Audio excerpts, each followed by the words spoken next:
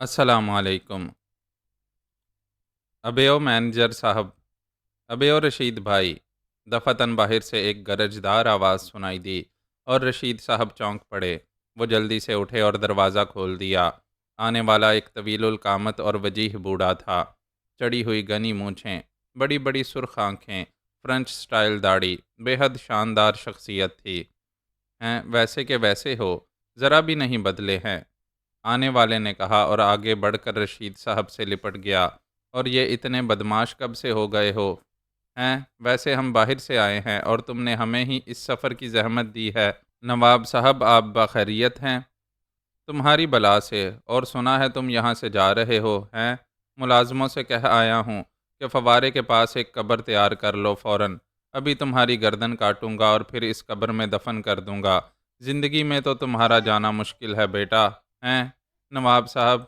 रशीद साहब मुस्कुराते हुए बोले। अबे ऐसी की तैसी नवाब साहब की।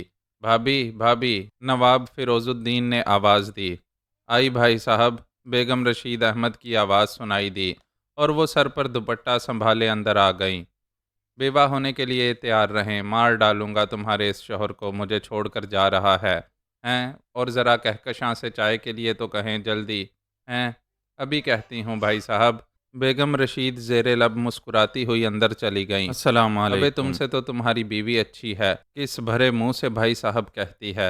अबे बहनोई बनकर अकड़ दिखाते हो, शर्म नहीं आती है? हैं मुझे जाना ही होगा नवाब साहब, रशीद साहब दबी आवाज़ से बोले। जाओ भाई जाओ, तुम्हारी उम्र ही जाने की है, मगर इसके लिए मेरे हाथ क्यों खून से रंगवा रहे हो? वैसे ये तो बताओ बात क्या हुई है? हैं और ये कौन है? अब उन्होंने मेरी तरफ देखा। मैंने नवाब साहब को सलाम किया था। वालेकुम अस्सलाम। कौन हो भाई?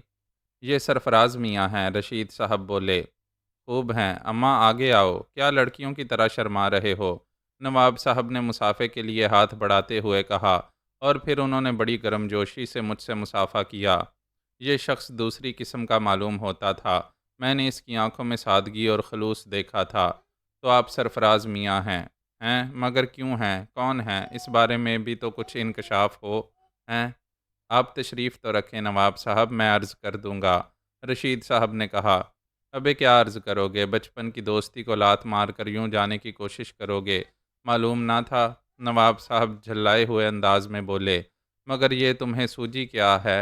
हैं समझ में नहीं आता कि पहले कौन से सवाल का जवाब दूं। क्या खाक जवाब दोगे? भाभी थोड़ी सी सवैयाँ भी पका लें। वही वही ज़ाफ़रानी। नवाब साहब ने हाँक लगाई। और ये लड़कियां कहाँ चली गई हैं? सब की सब हैं। अबे हाँ, तो मेरी बात का जवाब दो ना। आप सवाल करें, रशीद साहब मुस्कुराते हुए बोले। क्यों जा रहे हो? आप संजीदगी से सुनेंगे। गोया मैं किसी तरफ से गैर संजीदा नज़र आता हूँ, क्यों? नवाब फिरोजुद्दीन ने आखिरी बात मेरी तरफ देख कर की और मेरे होंठों पर बेसाख्ता मुस्कुराहट आ गई। जी नहीं, मैंने मुस्कुराते हुए कहा। जीते रहो, तुम तो जवाब नहीं दोगे। वो फिर रशीद साहब पर उलट पड़े।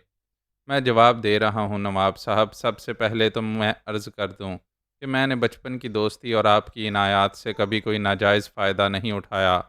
सख्त नामाकूल हो, आगे बोलो। अब इस शख्स का तारुफ ज़रूरी है।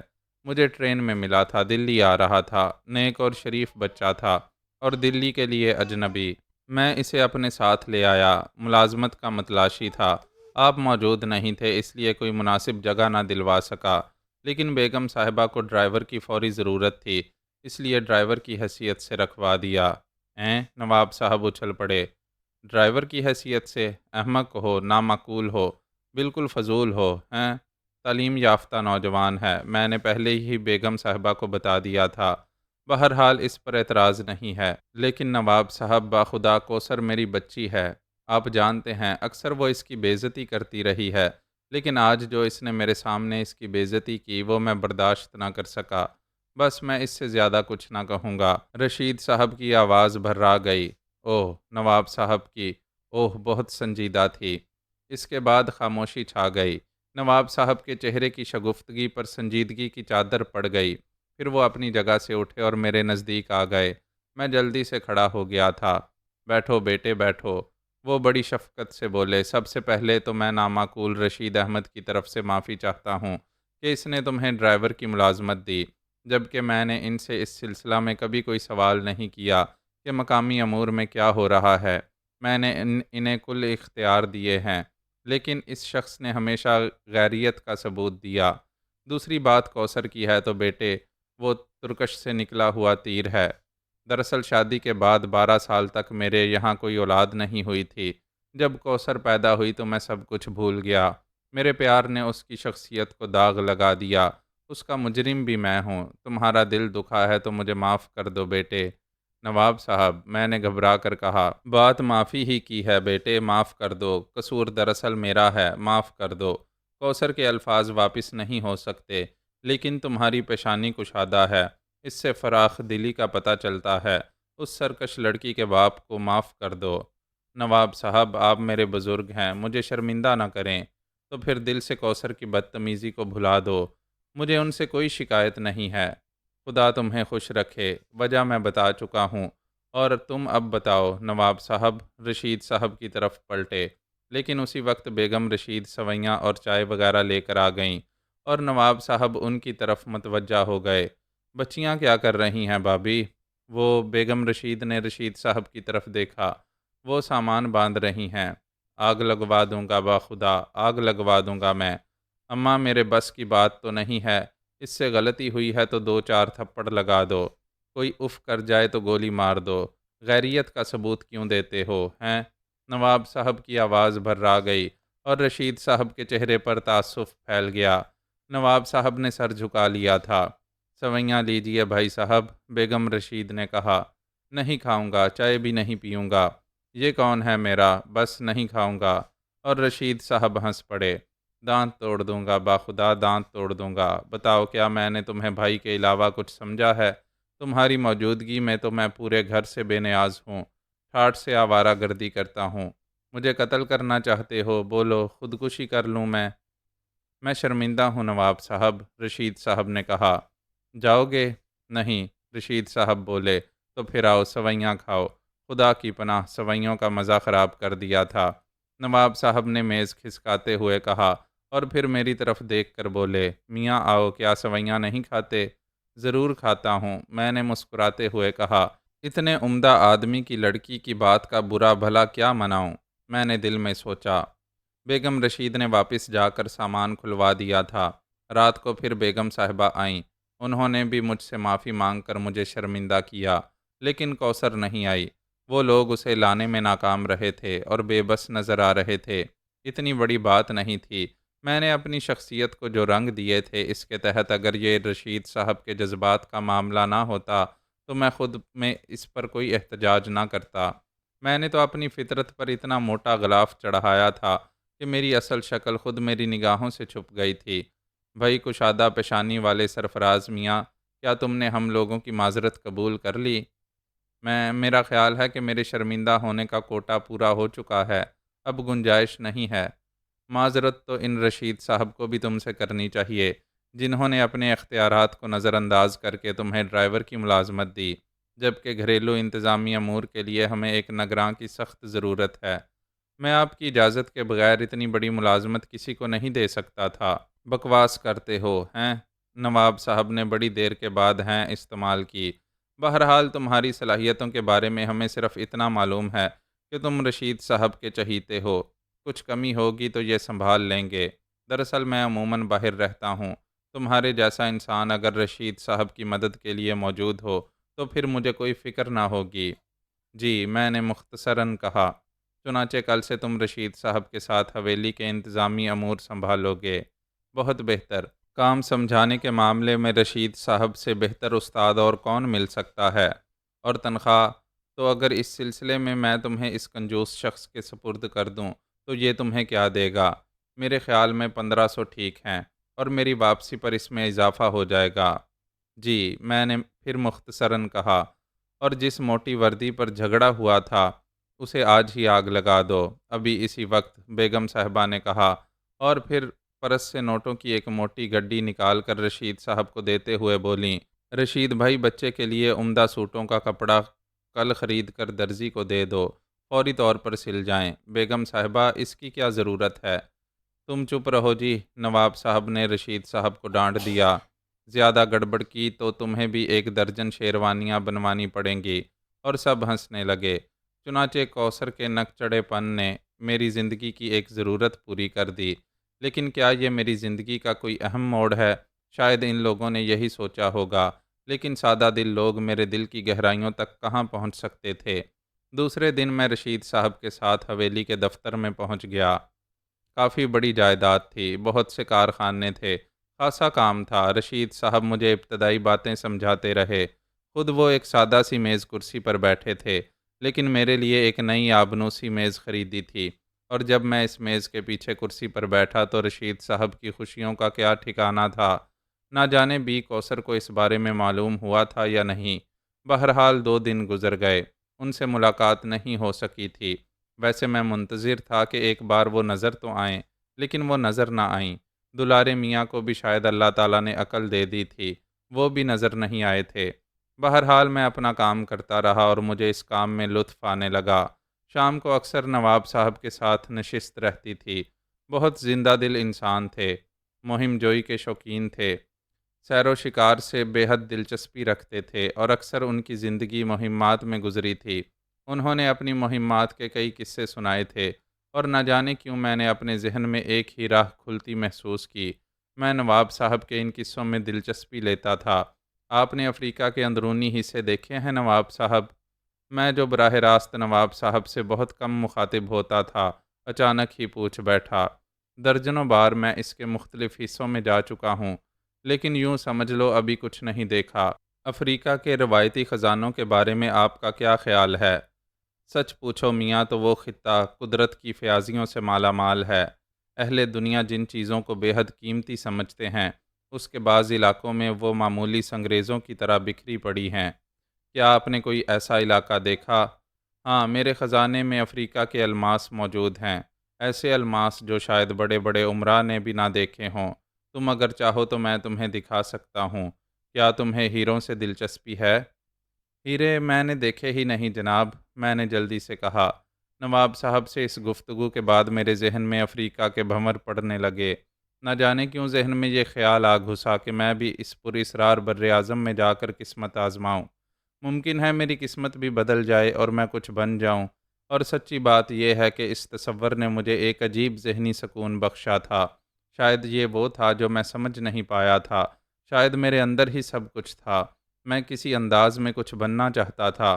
1 ہفتہ گزر گیا، اس دوران کوئی نئی بات نہ ہوئی۔ ایک ڈرائیور رکھ لیا گیا تھا، لیکن حیرت کی بات یہ تھی کہ کوثر ایک بار بھی میرے سامنے نہیں آئی۔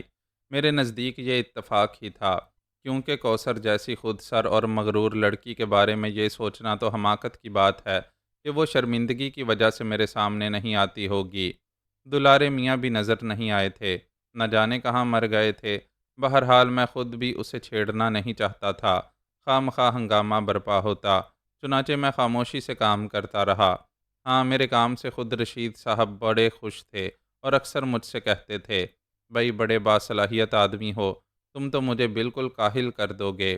پھر ایک شام نواب صاحب موجود تھے، رشید صاحب بھی تھے۔ نواب صاحب کہنے لگے، مجھے تو محسوس ہو رہا ہے جیسے قید ہو گیا ہوں، لیکن بیگم صاحبہ سے وعدہ کیا ہے کہ پورے 1 ماہ قیام کرنا پڑے گا۔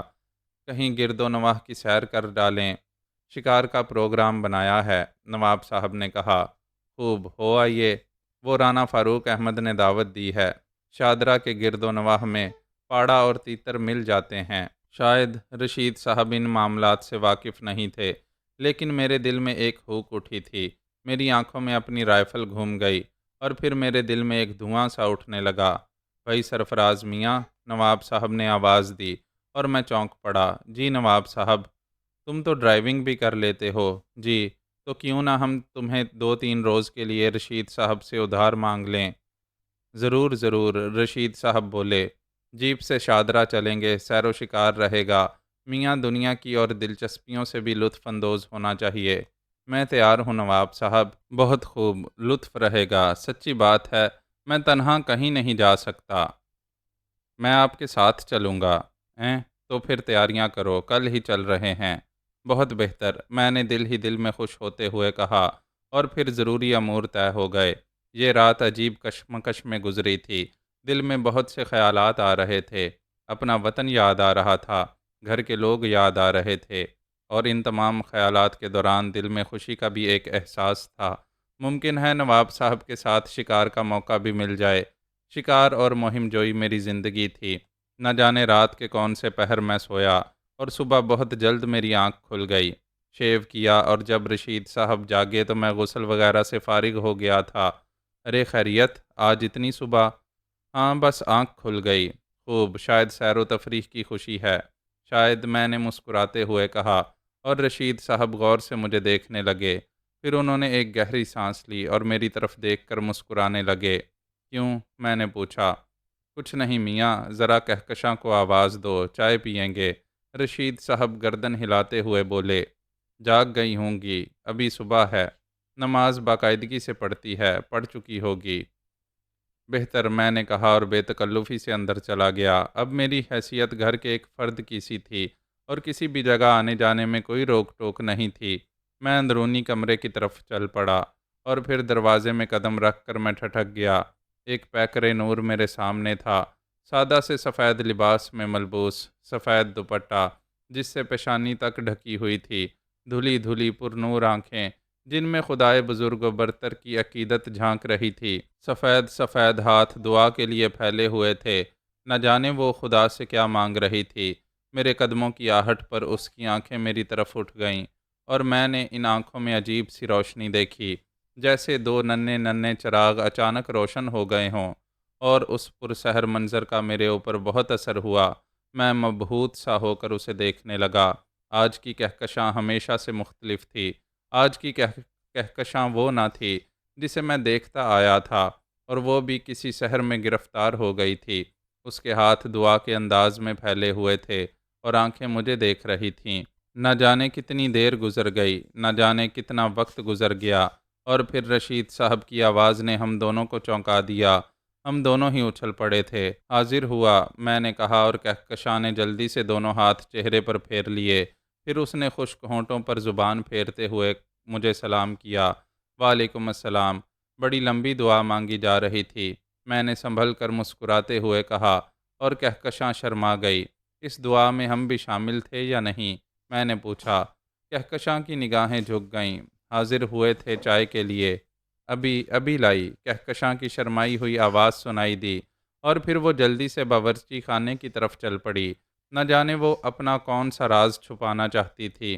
میں بھی ذہن پر ایک عجیب سا بھار لیے واپس چل پڑا۔ رشید صاحب حقہ تازہ کر رہے تھے۔ کہہ دیا چائے کے لیے؟ جی ہاں۔ نماز پڑھ رہی ہوگی بھی کہکشاں؟ جی ہاں۔ میں ایک کرسی پر بیٹھ گیا، اور رشید صاحب میرے نزدیک بیٹھ کر حقہ گڑگڑانے لگے۔ کئی منٹ خاموشی سے گزر گئے، پھر رشید صاحب کی آواز ابھری، نواب صاحب بھی تمہیں بے حد پسند کرنے لگے ہیں۔ بے حد سادہ اور نیک انسان ہیں، میرے بچپن کے ساتھی ہیں، ہم نے ایک ہی اسکول میں تعلیم حاصل کی تھی۔ میرے والد صاحب بھی فیروز الدین کے والد مرحوم کے ملازم تھے، بڑے اعلیٰ لوگ ہیں۔ کیا مجال جو مجھے ملازم سمجھا ہو، میں سمجھ چکا ہوں، لیکن میں نہیں سمجھ سکا۔ رشید صاحب ایک طویل سانس لے کر بولے، جی؟ میں نے اس عجیب جملے پر چونک کر انہیں دیکھا۔ ہاں بھائی، میں نہیں سمجھ سکا۔ کیا؟ جب میں نہیں سمجھ سکا تو تمہیں کیا بتاؤں؟ رشید صاحب بولے، اور ان کی بات پر مجھے ہنسی آ گئی۔ ہنسنے کی بات نہیں سرفراز میاں، یہ حقیقت ہے، جب تمہارے بارے میں سوچتا ہوں تو بری طرح الجھ جاتا ہوں۔ میرے بارے میں؟ میں چونک پڑا۔ ہاں، تمہارے بارے میں۔ میرے بارے میں کیوں سوچتے ہیں رشید صاحب؟ میری آواز میں اداسی آ گئی۔ نہ جانے کیوں، احمق ہوں، دیوانہ ہوں، لیکن میں ہی کیا، ہر شخص احمق ہوتا ہے، پاگل ہوتا ہے۔ کیسی عجیب بات ہے، جو دل سے اس قدر قریب ہے اس کی حقیقت نہیں معلوم۔ میں ایک بے حقیقت انسان ہوں رشید صاحب، ایک معمولی سی حیثیت کا انسان، جس کا دنیا میں کوئی نہیں ہے۔ اگر آپ جیسی ہستی کا سہارا نہ ملتا تو بے کسی اور تنہائی کا احساس قبر تک ساتھ جاتا۔ اللہ نہ کرے میاں، اب تو تم تنہا نہیں ہو، اب تو تم یہ نہیں کہہ سکتے کہ دنیا میں تمہارا کوئی نہیں ہے۔ سب ہیں میاں، ہم سب ہیں تمہارے۔ کاش میں آپ کے اس خلوص کا کوئی صلہ دے سکتا۔ خلوص بے قیمت چیز ہے، اس کا کوئی صلہ نہیں ہوتا۔ تمہاری اپنائیت، تمہاری محبت کافی ہے۔ رشید صاحب نے کہا اور میں خاموش ہو گیا۔ میں کسی قیمت پر رشید صاحب کو اپنے بارے میں کچھ نہیں بتا سکتا تھا، نہ جانے کتنے مسئلے کھڑے ہو جاتے۔ نہیں، انہیں کچھ بتانا درست نہیں ہے۔ کہکشاں چائے لے آئی اور ماحول بدل گیا۔ میں نے کہکشاں کی طرف دیکھا۔ آج نہ جانے کیا ہو گیا تھا۔ فضول ہے، بکواس ہے، لعنت ہے مجھ پر۔ میری سوچ کے دھارے نہیں بدلنے چاہیے۔ میں اسے بہن کہہ چکا ہوں، اور میں نگاہیں جھکائے چائے پیتا رہا۔ تھوڑی دیر کے بعد نواب صاحب کا ملازم آ گیا۔ کیا بات ہے شادو؟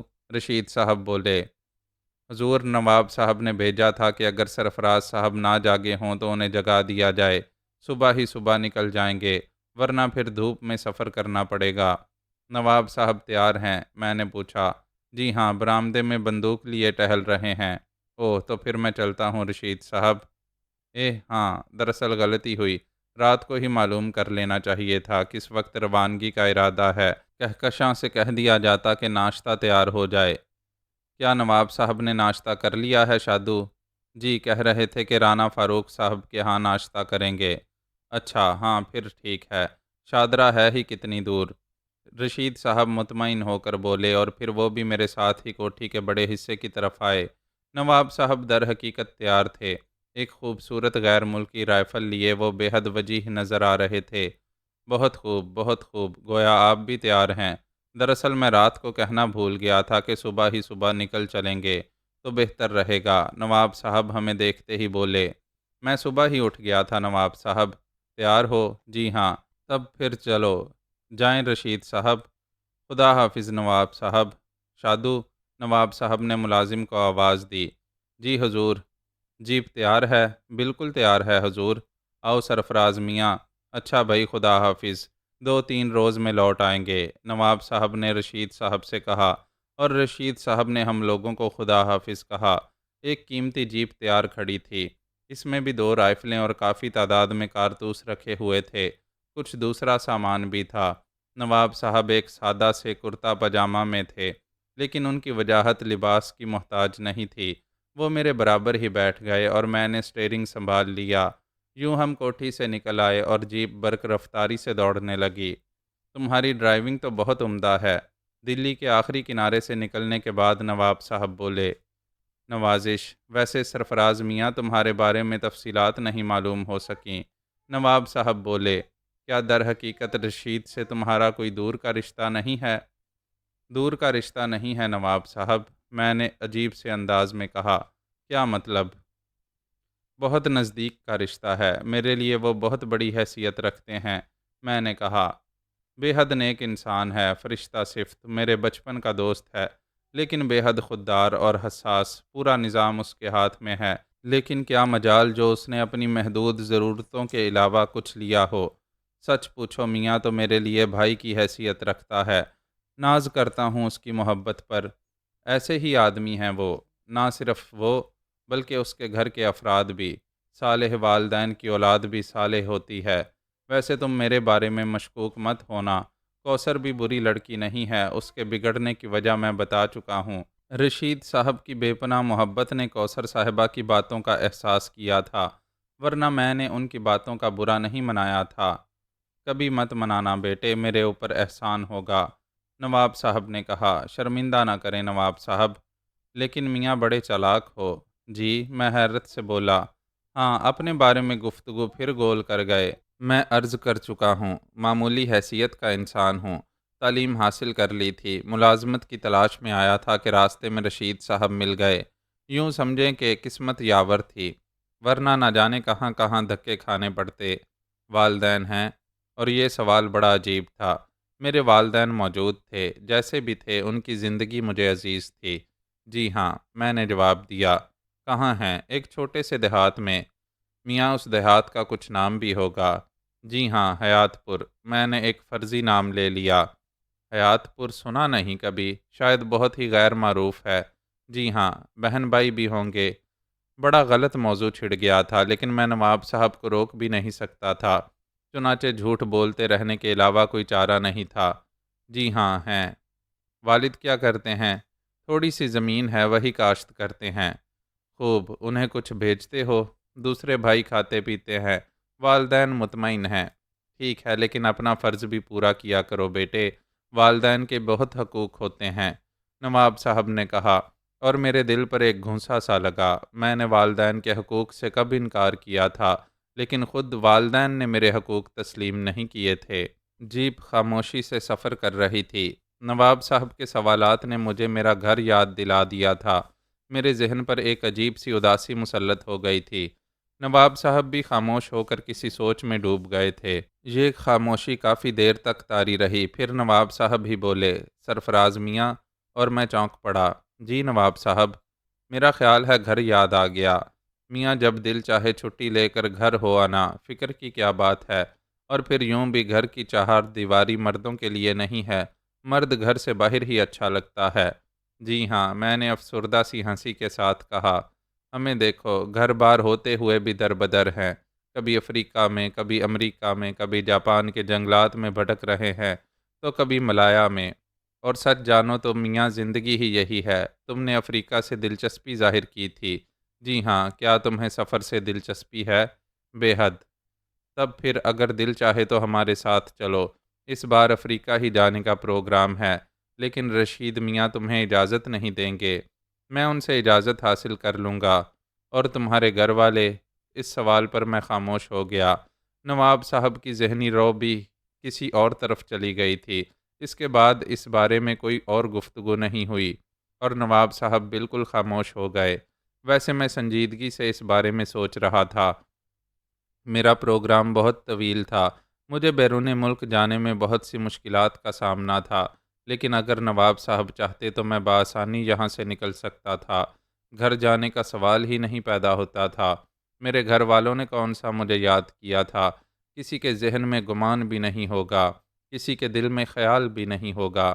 میں تو ایک بیکار بے مصرف سا انسان تھا۔ پھر میری یہاں کیا ضرورت ہے، اگر نواب صاحب مجھے اپنے ساتھ لے چلنے پر آمادہ ہو جائیں؟ جیپ سفر کرتی رہی، اور پھر ہم شادرہ میں داخل ہو گئے۔ رانا فاروق احمد کی کوٹھی شادرہ میں اپنی مثال آپ تھی، عظیم الشان، وسیع و عریض۔ جیپ کوٹھی میں داخل ہو گئی۔ خود رانا فاروق نے ہمارا استقبال کیا تھا۔ یہ بھی ایک تنومند انسان تھے، سرخ و سفید اور وجیح۔ بڑی گرم جوشی سے ہاتھ پھیلا کر وہ ہماری طرف لپکے۔ آخا فیروز، میرے دوست، طویل عرصے کے بعد تمہیں دیکھ رہا ہوں۔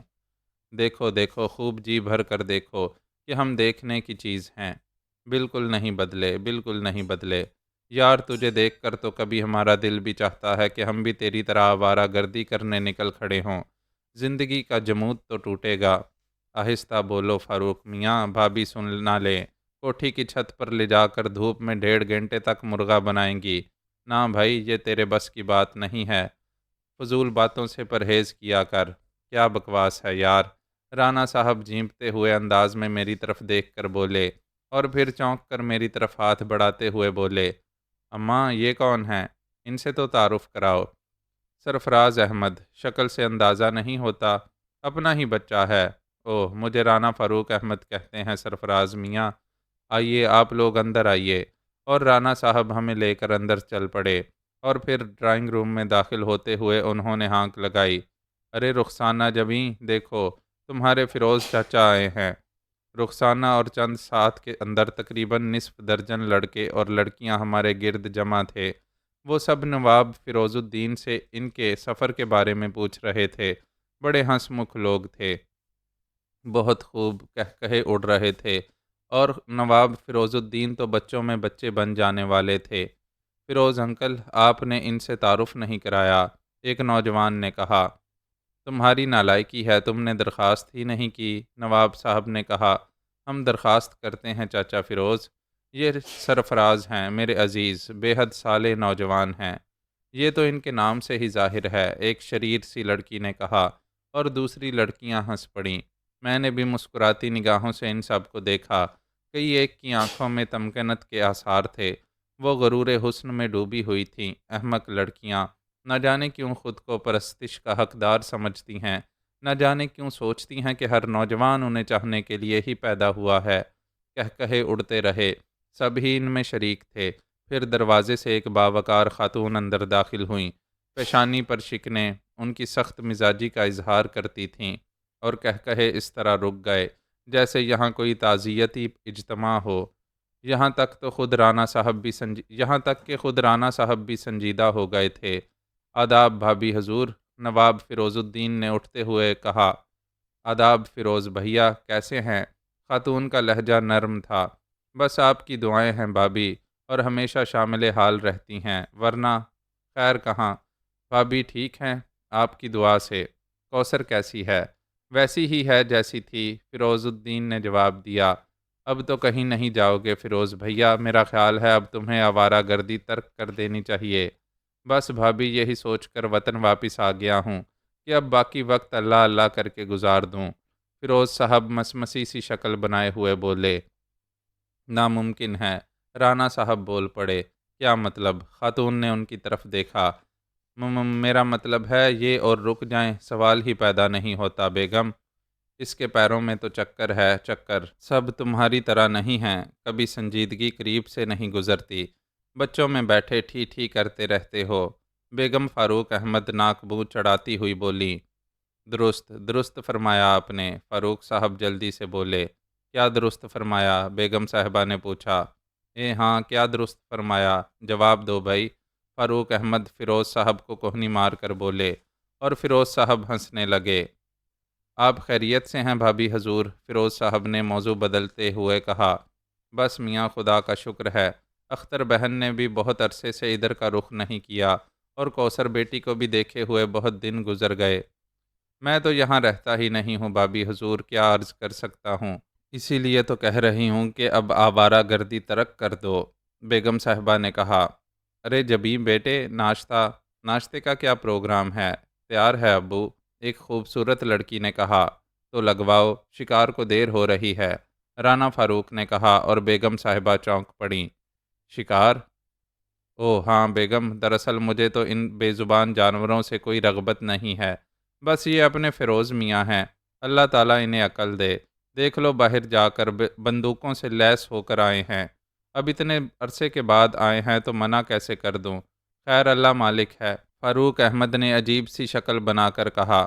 آپ بھی جا رہے ہوں گے؟ اے لو، یہ پردیسی آدمی، میں نہ جاؤں گا تو برا نہ مانیں گے یہ؟ آخر حرج ہی کیا ہے؟ بھابھی شکار کیے ہوئے تیتر آپ کو بے حد مرعوب ہیں، لے آئیں گے۔ بیگم صاحبہ خاموش ہو گئیں۔ میں اندازہ لگا چکا تھا کہ فاروق احمد بیگم صاحبہ سے خوف زدہ ہیں۔ بیگم صاحبہ انہیں شکار کی اجازت نہ دیتیں، لیکن فیروز الدین صاحب کی وجہ سے خاموش ہو گئی تھیں۔ بہرحال میری طرف کوئی توجہ نہ دی گئی، اور تھوڑی دیر کے بعد ہم ناشتے کے کمرے میں چلے گئے۔ یہاں بیگم صاحبہ نے میرے بارے میں پوچھا۔ یہ کون بچہ ہے فیروز میاں؟ میں نے پہلے نہیں دیکھا۔ سرفراز ہے اپنا، میرے ایک قریبی عزیز کا بچہ ہے، اب میرے ساتھ ہی رہتا ہے۔ وہ سہارنپور والے مستجاب میاں کا لڑکا تو نہیں؟ نہیں، ان کی اولاد تو سخت نالائق ہے، کہاں وہ کہاں یہ، ماشاءاللہ چہرے سے ہی شہزادہ معلوم ہوتا ہے، اللہ عمر دراز کرے، بیگم صاحبہ نے کہا، اور ناشتے میں مشغول ہو گئیں۔ ناشتے سے فارغ ہو کر ہم دوسرے کمرے میں آ گئے۔ بیگم صاحبہ اندر چلی گئی تھیں۔ میاں جلدی سے روانگی کی تیاریاں کرو، وہ ہماری سالی صاحبہ نازل ہونے والی ہیں، اگر آ گئیں تو گھپلا ہو جائے گا، فاروق صاحب رازدارانہ انداز میں بولے۔ میں کیا تیاریاں کروں، میں تو تیار ہوں، میں نے بھی نور الدین سے تمام تیاریاں مکمل کرا لی ہیں، ان لڑکے لڑکیوں نے بھی میرے ساتھ بھرپور تعاون کیا ہے، انہیں بھی ساتھ لے جانا پڑے گا۔ ضرور لے چلو، لیکن شکار میں یہ کہاں ماری ماری پھریں گی؟ فیروز الدین نے کہا۔ ان لوگوں کا مقصد پکنک ہے، کسی ایک جگہ ڈیرا ڈال دیں گے، انہیں وہاں چھوڑیں گے اور ہم شکار کو نکل کھڑے ہوں گے۔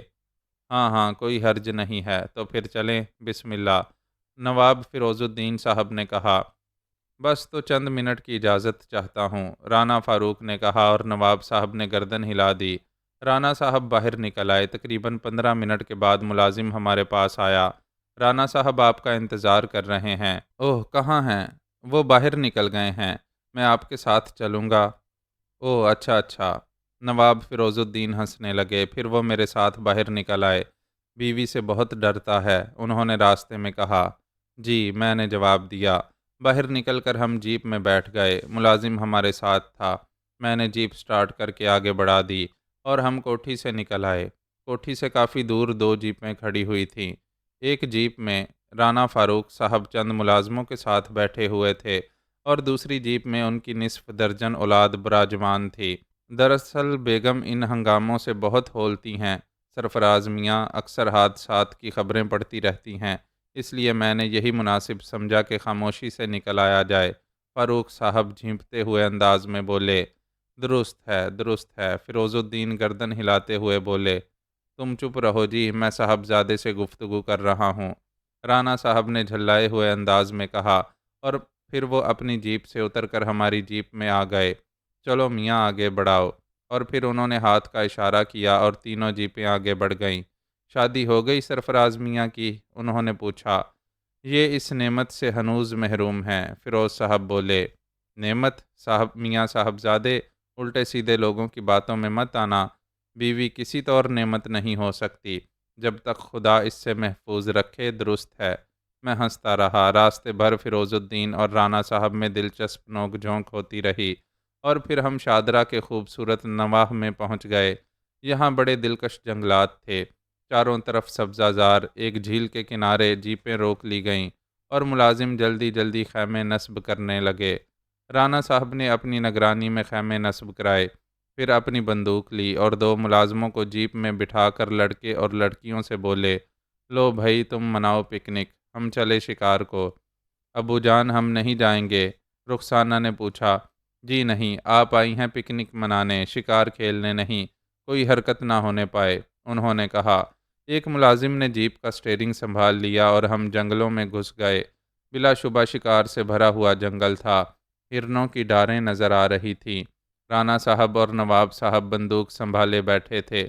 نواب فیروز الدین کے پاس دو بندوقیں تھیں، جن میں ایک چھروں والی تھی، دوسری 303 کے کارتوسوں کی تھی۔ میرے ہاتھ میں کھجلی ہو رہی تھی، لیکن میں دل مسوسے ہوئے بیٹھا تھا۔ ظاہر ہے میری حیثیت ایک ملازم کی تھی، لاکھ مجھے اہمیت دی جا رہی تھی، لیکن مجھے اپنی اوقات کا احساس رکھنا تھا۔ چنانچہ میں خاموش ہی تھا۔ پھر ایک پاڑا پڑا اور نواب صاحب اور رانا صاحب نے بندوقیں سنبھال لیں۔ دونوں نے بیک وقت فائر کیے۔ بظاہر نشانہ خالی جانے کا کوئی امکان نہ تھا، لیکن پاڑا اچھل کر بھاگ گیا۔ ارے! نواب صاحب کے منہ سے نکلا۔ حیرت ہے، رانا صاحب بولے۔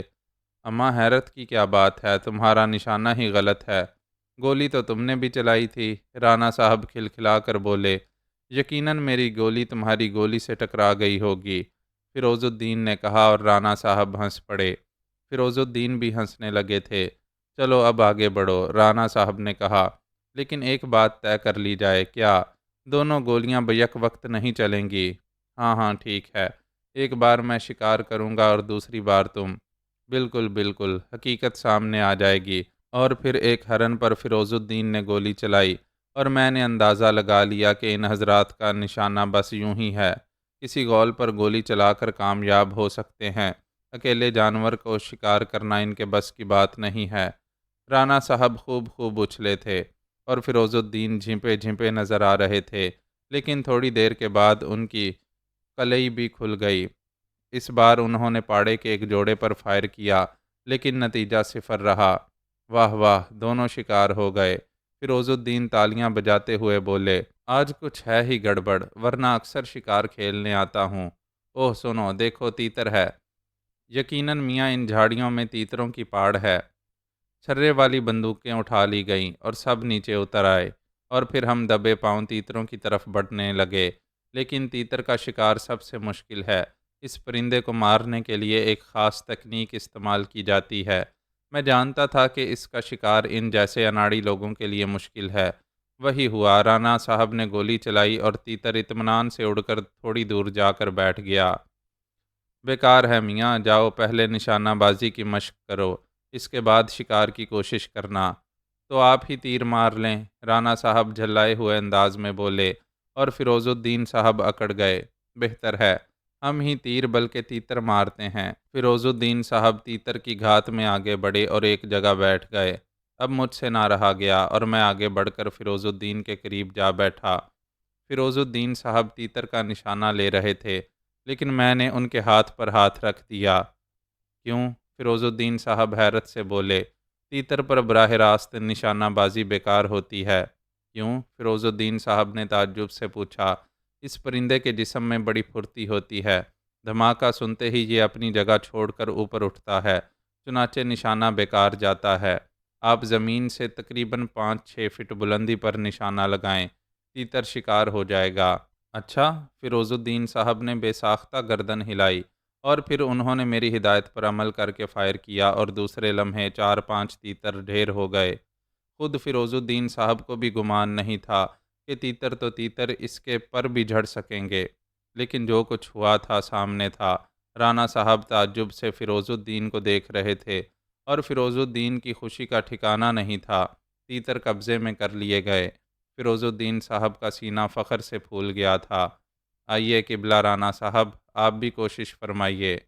ہاں ہاں، کیوں نہیں؟ کیا آپ سمجھتے ہیں کہ صرف آپ ہی شکاری ہیں؟ رانا فاروق صاحب تھوک نگلتے ہوئے بولے، اور پھر وہ تیتر کے پاڑ کی تلاش میں نگاہیں دوڑانے لگے۔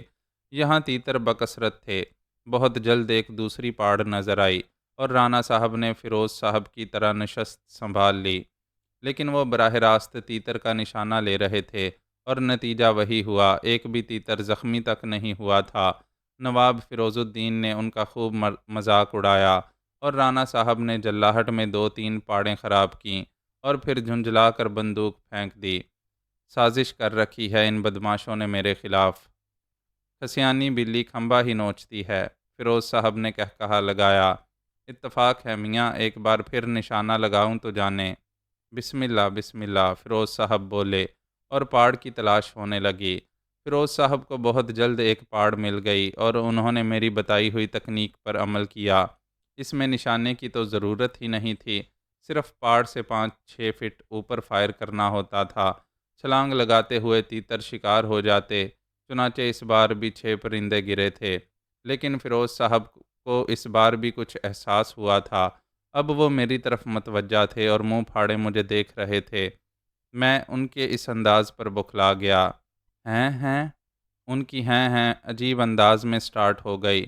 ادھر آؤ میاں، ادھر آؤ۔ بخدا واللہ کیسے احمق ہیں ہم بھی ہیں۔ میں ان کے قریب پہنچ گیا۔ رانا صاحب بد دل سے ہو گئے تھے، اور بیزاری سے ملازموں کو دیکھ رہے تھے جنہوں نے تڑپتے ہوئے تیتروں کو ذبح کر لیا تھا۔ یعنی کیا مطلب ہوا اس بات کا؟ فیروز صاحب عجیب انداز سے بولے۔ جی میں سمجھا نہیں، میں نے تعجب سے کہا۔ یہ تیتر کے شکار کی تکنیک، میرا مطلب ہے یہ آپ کو کہاں سے معلوم ہوئی؟ جی بس کچھ شکاریوں کی صحبت رہی ہے، گویا آپ کو بھی شکار کا شوق ہے۔ جی ہاں۔ تو آپ نے پہلے کیوں نہیں بتایا؟ کیا عرض کرتا، گویا دل ہی دل میں آپ اب تک ہمارا مذاق اڑاتے رہے ہوں گے۔ ہیں؟ ہرگز نہیں نواب صاحب، یہ جرت کیسے کر سکتا ہوں؟ صاحبزادے بہت گہرے معلوم ہوتے ہو۔ چلو شرافت سے بندوق اٹھاؤ اور سزا کے طور پر 2 پاڑے شکار کرو، نہ کر سکے تو کوئی دوسری سزا تجویز کی جائے گی۔ ہیں؟ جو حکم۔ میں ہنس پڑا۔ تیتر سمیٹ لیے گئے تھے۔ نواب صاحب نے بندوق میرے ہاتھ میں تھما دی۔ رانا صاحب سے انہوں نے کچھ نہیں کہا تھا۔ بہرحال ہم جیپوں میں سوار ہو کر پاڑوں کی تلاش میں نکل کھڑے ہوئے، اور بہت جلد ہی ایک پاڑا نظر آ گیا۔ میں نے رانا صاحب کے کندھے پر بازو رکھ دیا، کیونکہ اس وقت جیپ وہی ڈرائیو کر رہے تھے۔ رانا صاحب نے حیرت سے میری طرف دیکھا۔ خوب خوب، تو آپ بھی اکلوتے پاڑے کو ماریں گے؟ ٹھیک ہے، بسم اللہ بسم اللہ، انہوں نے طنزیہ انداز میں کہا۔ تم لوگ اتر جاؤ، اسے ذبح کرنا ہے، میں نے ملازموں سے کہا، اور وہ جیپ کی عقبی سمت اتر گئے۔ سبحان اللہ، یہ آن مرے، رانا صاحب بولے۔ فیروز الدین بھی خاموش کھڑے تھے۔ میں نے پاڑے کی شست لے کر فائر کر دیا۔ مجال تھی اس کی جو بچ جاتا۔ دوسرے لمحے وہ اچھل کر زمین پر آ رہا، اور ملازم تیزی سے اس کی طرف دوڑے۔ وہ مارا، فیروز الدین نے پرجوش نعرہ لگایا۔ رانا صاحب سر کھجا رہے تھے، اور پھر وہ جھنپے ہوئے انداز میں بولے، موت ہی آ گئی تھی کمبخت کی، ہل ہی نہیں رہا تھا اپنی جگہ سے۔ میں ہنس پڑا۔ کمال ہے بھائی، واقعی کمال ہے، فیروز الدین صاحب آہستہ سے بڑبڑائے۔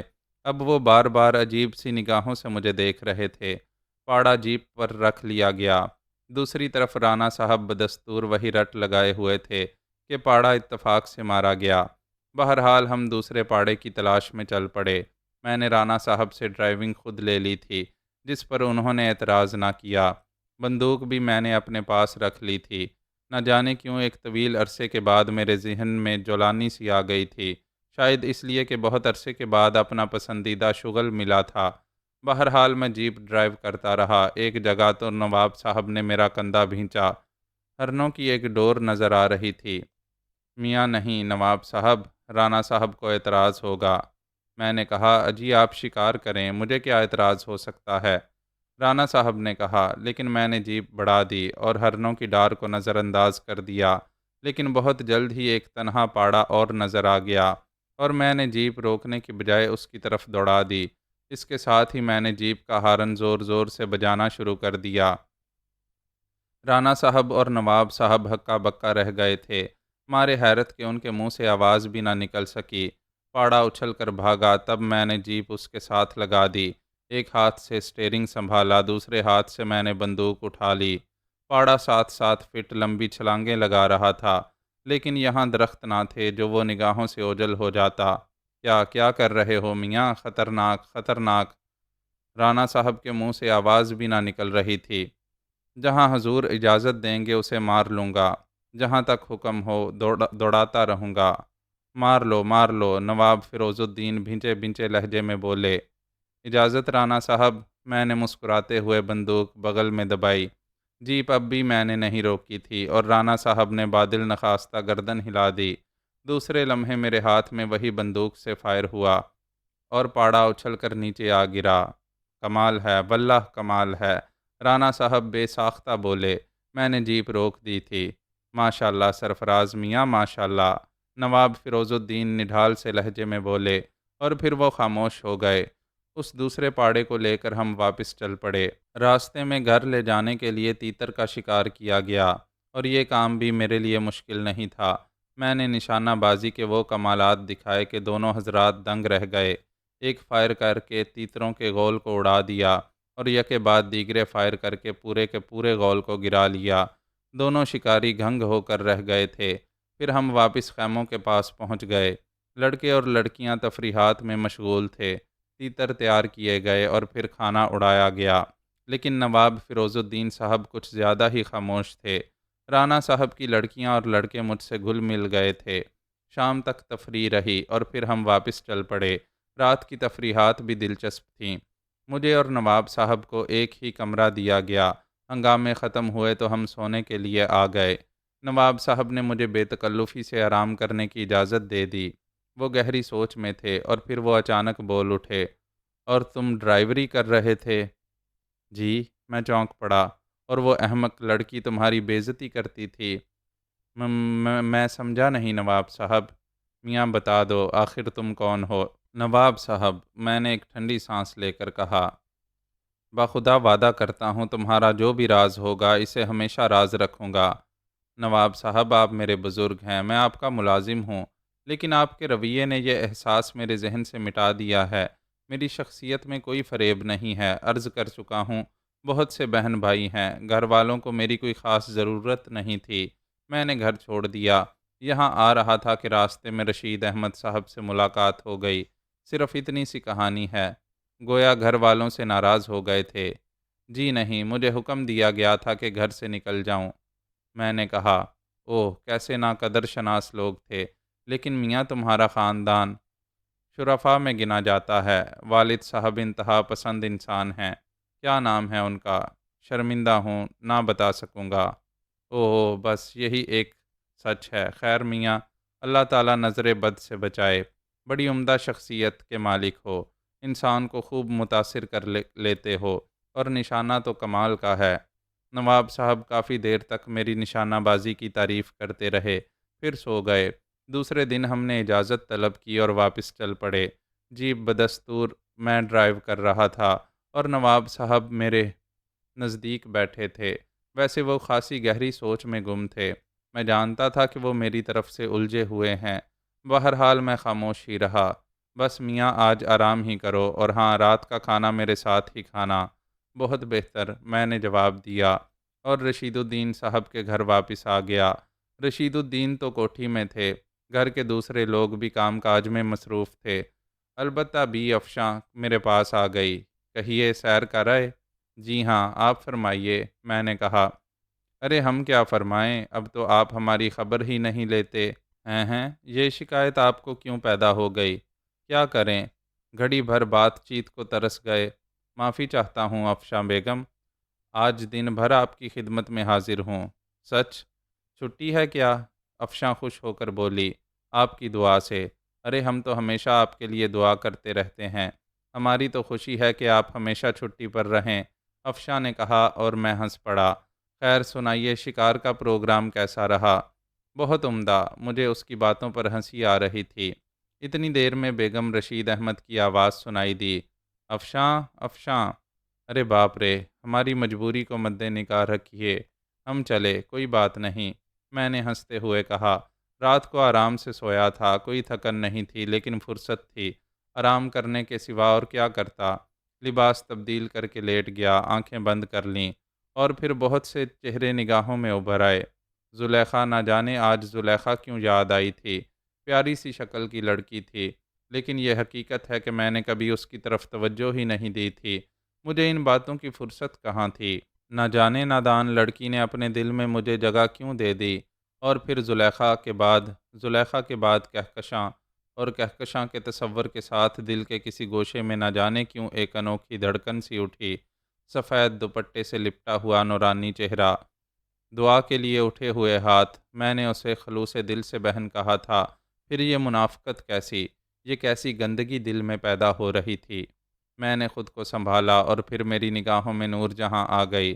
ارے نور جہاں سے ملاقات نہیں ہوئی، کیسی پاگل ہوتی ہیں یہ لڑکیاں بھی، پگلیوں کے دل موم کی طرح ملائم ہوتے ہیں، ان میں حسن و عشق کے گداز کے علاوہ اور کچھ تھا ہی نہیں۔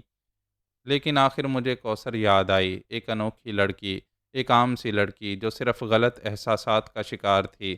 اس نے تو میرے سامنے آنا ہی چھوڑ دیا تھا، کیا وہ اپنے رویے پر نادم تھی؟ یہ بات حلق سے نہیں اترتی تھی، ایسی لڑکیاں نادم نہیں ہوتیں۔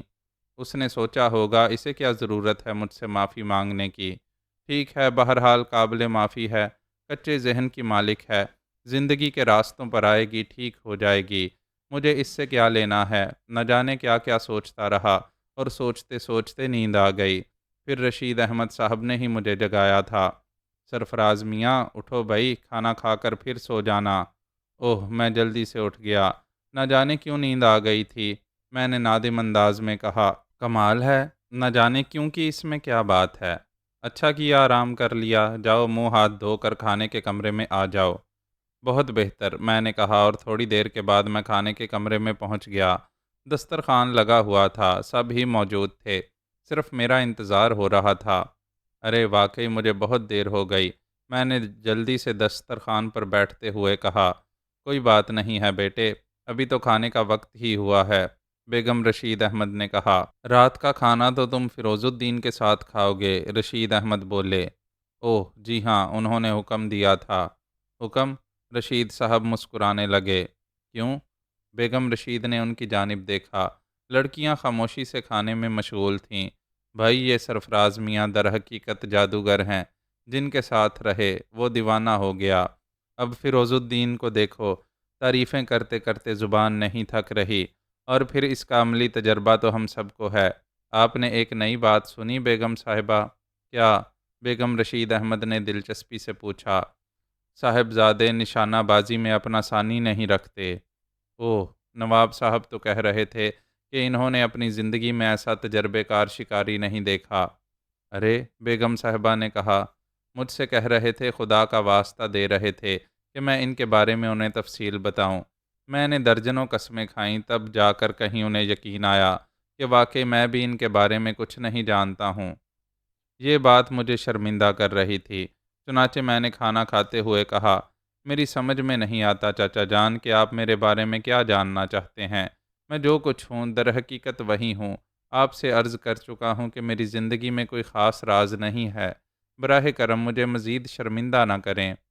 ٹھیک ہے، ہم حق نہیں رکھتے سرفراز میاں، لیکن تمہاری شخصیت پر ایک پراسرار سا غلاف چڑھا ہوا ہے، ہم اس غلاف کے نیچے جھانکنے کے خواہش مند ہیں۔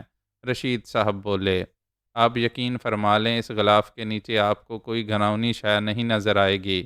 آپ کے خلوص، آپ کی محبت کے جواب میں صرف اتنا عرض کروں گا کہ میں کسی فقیر کا بیٹا نہیں ہوں، لیکن خود فقیر ہوں۔ میرے گھر میں میرے لیے گنجائش نہیں تھی، میں نے گھر چھوڑ دیا۔ بس اس گھر میں واپس نہیں جانا چاہتا جہاں میری حیثیت نظر انداز کر دی گئی تھی، اس لیے میں کسی کو اپنے بارے میں نہیں بتاتا۔ اوہ، تو ہمارا خیال درست تھا۔ ممکن ہے آپ نے میرے بارے میں ٹھیک اندازے لگائے ہوں، بس اس سے زیادہ میں کچھ عرض نہیں کر سکوں گا۔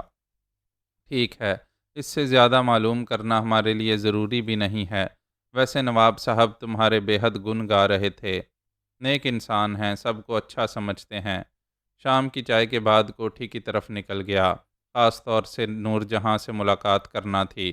نور جہاں کو تلاش کرتے ہوئے کچن میں جانا پڑا۔ وہ موجود تھی، مجھے دیکھ کر کھل اٹھی۔ ارے ڈرائیور بھیا، کیسی ہو نور جہاں؟ اچھی ہوں ڈرائیور بھیا، چائے پیو گے؟ ضرور پیوں گا، میں نے کہا، اور نور جہاں میرے لیے چائے بنانے لگی۔ میں یوں ہی ایک میز پر بیٹھ گیا اور نور جہاں دیکھ کر مسکراتی رہی۔ پھر اس نے چائے بنا کر مجھے پیش کر دی۔ میری تنخواہ ملے گی نور جہاں تو میں تیرے لیے کیا لاؤں؟ میرے لیے؟ ہاں، نہیں بھیا، سب کچھ تو موجود ہے، مگر میں کچھ لانا چاہتا ہوں، تم میری بہن ہے نا؟ میں نے کہا اور نور جہاں کے چہرے کی طرف دیکھا، لیکن نور جہاں پریشان نگاہوں سے دروازے کی طرف دیکھ رہی تھی۔ میری پشت دروازے کی طرف تھی، اس لیے مجھے معلوم نہ تھا کہ وہ کیا دیکھ رہی ہے۔ میں نے اس کی خاموشی اور نگاہوں کی بے چینی نہیں دیکھی تھی۔ بول، تو میری بہن ہے نا؟ میں نے پھر کہا، لیکن اس کے ساتھ ہی مجھے اپنی پشت پر قدموں کی آہٹ محسوس ہوئی۔ تب میں نے پلٹ کر دیکھا، کوثر دروازے میں کھڑی تھی۔ میرے ہونٹوں پر مسکراہٹ پھیل گئی اور میں نے پھر رخ بدل لیا۔ میں رات کو صرف سوپ پیوں گی، اس نے کھنکتی ہوئی آواز میں کہا۔ اوہ، بہت اچھا کوثر بی بی۔ لیکن کوثر دروازے سے باہر نکل گئی تھی۔ میں مزے سے چائے پیتا رہا۔ نور جہاں چند لمحات گمسم کھڑی رہی۔ کیا بات ہے نور جہاں؟ کچھ نہیں بھیا، اس نے ایک گہری سانس لی۔ تم کوثر سے ڈرتی ہو؟ ہاں ڈرائیور بھیا، پورے گھر میں صرف کوثر بی بی سے ڈر لگے ہے، نور جہاں نے کہا۔ ارے اس سے ڈرنے کی کیا ضرورت ہے، بس مزاج کی تیز ہے، طبیعت کی بری لڑکی نہیں ہے، میں نے کہا، لیکن مجھے نہیں معلوم تھا کہ وہ آفت کی پرکالہ ابھی باہر موجود ہے۔ دوسرے لمحے وہ پھر اندر آ گئی۔ آپ کو میرے بارے میں تبصرہ کرنے کا حق کس نے دیا؟ وہ آنکھیں نکال کر بولی۔ نور جہاں تو کانپ گئی، لیکن میرے ہونٹوں پر مسکراہٹ پھیل گئی۔ یہ حق تو کوئی کسی کو نہیں دیتا کوثر بی بی، یہ تو قدرتی ہے، آپ تعلیم یافتہ ہیں، خود سوچ سکتی ہیں، میں نے کہا، لیکن میں اپنے بارے میں کوئی بکواس پسند نہیں کرتی۔ اس نے آنکھیں نکال کر کہا، ہمیں معلوم نہیں تھا کہ آپ موجود ہیں، ورنہ آپ کے جانے کے بعد گفتگو کرتے۔ مسٹر، آپ ابو جان کے منہ چڑھے ہوں گے، ہر شخص آپ کی بدتمیزی برداشت نہیں کر سکتا، سمجھے؟ سمجھ گیا کوثر بی بی، میرا خیال ہے کچھ لوگوں کو یہ حق حاصل ہے۔ کیا مطلب ہے اس بات کا؟ میری مراد دلارے بھائی سے تھی۔ اوہ ہو، تو تم مجھے بلیک میل کرنا چاہتے ہو؟ کیوں، تم مجھے بلیک میل کرنا چاہتے ہو؟ دیکھ لوں گی، اچھی طرح دیکھ لوں گی۔ وہ پیر پٹکتی ہوئی باہر نکل گئی اور میں ہنس پڑا۔ عجیب آتش پا لڑکی ہے، بے وقوف کہیں کی۔ ہائے ڈرائیور بھیا، دیکھ تو لو وہ چلی بھی گئی ہیں یا نہیں؟ نور جہاں نے روحان سے انداز میں کہا۔ کھڑی بھی ہے تو ہمارا کیا لے گی؟ نور جہاں، تمہارا تو کچھ نہیں بگڑے گا، میری شامت آ جائے گی۔ نہیں آئے گی، تجھ سے کچھ کہے تو مجھے بتا دینا۔ تھوڑی دیر تک میں نور جہاں کے پاس بیٹھا رہا، پھر باہر نکل آیا اور پھر میں کوٹھی سے ہی نکل گیا۔ کافی دیر تک آوارہ گردی کرتا رہا۔ دلی بہت خوبصورت جگہ تھی۔ رات کو واپس آیا تو رشید صاحب نے مجھے دیکھتے ہی کہا، کہاں چلے گئے تھے میاں؟ نواب صاحب 2 بار پوچھ چکے ہیں۔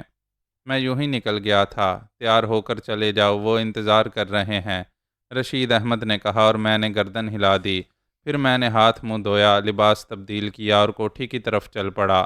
ویسے نواب صاحب کی 2 بار طلبی پر مجھے تشویش ہوئی تھی۔ نہ جانے کیوں بلایا ہے، کیا کوثر نے کوئی ہنگامہ کھڑا کر دیا ہے؟ بہرحال اب مجھے کوثر کی زیادہ پرواہ نہیں تھی۔ میں نواب صاحب کے پاس پہنچ گیا۔ وہ ڈرائنگ روم میں تھے، بڑی گرم جوشی سے میرا خیر مقدم کیا اور پھر بولے، مجھے تو شبہ تھا کہ تم رات کے کھانے کے بارے میں بھول نہ گئے ہو۔ میں یہ جرت کیسے کر سکتا تھا؟ سنو بھائی، مجھے اور شرمندہ نہ کرو۔ یقین کرو میں تمہارے بارے میں اب تم سے کوئی سوال نہیں کروں گا، لیکن ایک بات میرے دل میں جم گئی ہے۔ وہ یہ کہ تم کوئی معمولی انسان نہیں ہو۔ میں کیا عرض کر سکتا ہوں؟ کچھ عرض کرنے کی ضرورت نہیں ہے، بس اس موضوع کو چھوڑو۔ کیا خیال ہے کھانا نکلوایا جائے؟ جیسا مناسب خیال فرمائیں، میں نے نیاز مندی سے کہا۔ کھانے کی میز پر بیگم صاحبہ، کچھ دوسرے نزدیکی اہل خاندان موجود تھے۔ کوثر صاحبہ کا کہیں پتہ نہیں تھا۔ کوثر کہاں ہے؟ نواب صاحب پوچھ بیٹھے۔ وہ نہیں آئے گی، بیگم صاحبہ نے جواب دیا۔ کیوں؟ سرفراز میاں سے شرمندہ ہے۔ اس کی خودسری اسے معافی مانگنے کی اجازت تو دے گی نہیں، لیکن وہ ان کے سامنے آنے سے کتراتی ہے۔ بڑی احمق لڑکی ہے، لاؤ بلا کر آج ان کی صلح کرا دی جائے۔ نواب صاحب مسکراتے ہوئے بولے۔ آپ جانتے ہیں اسے، میرا خیال ہے رہنے دیں۔ بیگم صاحبہ نے سنجیدگی سے کہا۔ او اچھا، چلو بھائی شروع کرو، اور کھانا شروع ہو گیا۔ میری حیثیت بہرحال ایک ملازم کی سی تھی، لیکن نہ جانے یہ لوگ میرے ساتھ یہ برتاؤ کیوں کر رہے تھے۔ بہرحال دل ہی دل میں ان کا ممنون تھا۔ کھانے کے بعد نواب صاحب اٹھ گئے، اور پھر وہ مجھے لیے ہوئے اپنی نشست کے کمرے میں آ گئے۔ اب اس کمرے میں ہم دونوں کے علاوہ کوئی نہیں تھا۔ سرفراز میاں، نواب صاحب نے نہایت سنجیدگی سے مجھے مخاطب کیا۔ نواب صاحب، میں ہمتاً گوش ہو گیا۔ ہر شخص اس دور میں خود غرض ہے، ہر آدمی اپنے مطلب کی سمجھتا ہے۔ اگر میں بھی ان میں شامل ہوں تو کوئی حیرت کی بات تو نہیں ہے۔ ہرگز نہیں، میں نے خود اعتمادی سے کہا۔ شکریہ، تم اس دعوت کو کیا معنی دیتے ہو؟ فی الحال میں اسے صرف آپ کی نیک فطرت پر مبنی قرار دے رہا ہوں۔ خوب، صاف گوئی بہت عمدہ بات ہے۔ تو میاں اصل بات یہ ہے؟ جی، میں نے حیرت سے کہا۔ ہاں، اصل بات یہ نہیں ہے۔ میں نے ایک دن افریقہ کے بارے میں تم سے تذکرہ کیا تھا۔ تم نے اس گفتگو میں خاصی دلچسپی کا اظہار کیا تھا۔ جی، میں نے کہا۔ کیوں، کیا تمہیں مہم جوئی پسند ہے؟ جی ہاں، میں نے مختصر جواب دیا۔ شکار کے شوق کا تو پتہ چل گیا، ممکن ہے تم کوئی بڑے مہم جو نکلو۔ نواب صاحب مسکراتے ہوئے بولے۔ ایسی کوئی بات نہیں ہے۔ ٹھیک ہے، کل راستے میں بھی کچھ گفتگو ہوئی تھی۔ ایمانداری کی بات ہے کہ وہ روا روی کی بات تھی۔ اس وقت میرے ذہن میں کوئی پختہ خیال نہیں تھا، لیکن کل شام تمہارے شکار کی مہارت، تمہارا نڈر انداز، تمہاری خود اعتمادی دیکھ کر میں دنگ رہ گیا تھا، اور اس وقت میں نے نہایت سنجیدگی سے سوچا تھا کہ اس بار جب میں روانہ ہوں تو تم میرے ساتھ ہو۔ نواب صاحب نے رک کر میری شکل دیکھی۔ بلا شبہ میری آنکھوں میں چمک پیدا ہو گئی تھی۔ کیا تم میرے ساتھ جانا پسند کرو گے؟ یقیناً، بڑے شوق سے۔ بہت خوب۔ یقین کرو تمہاری آمادگی سے مجھے دلی مسرت ہوئی ہے۔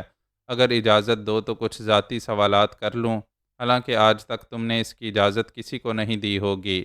نواب صاحب مسکراتے ہوئے بولے۔ لیکن یقین کرو، اس سے تمہاری ذات کو کریدنا مقصود نہیں ہے، بلکہ بعض حالات میں اپنی تسلی کرنا ہے۔ جی فرمائیے، میں نے سنجیدگی سے کہا۔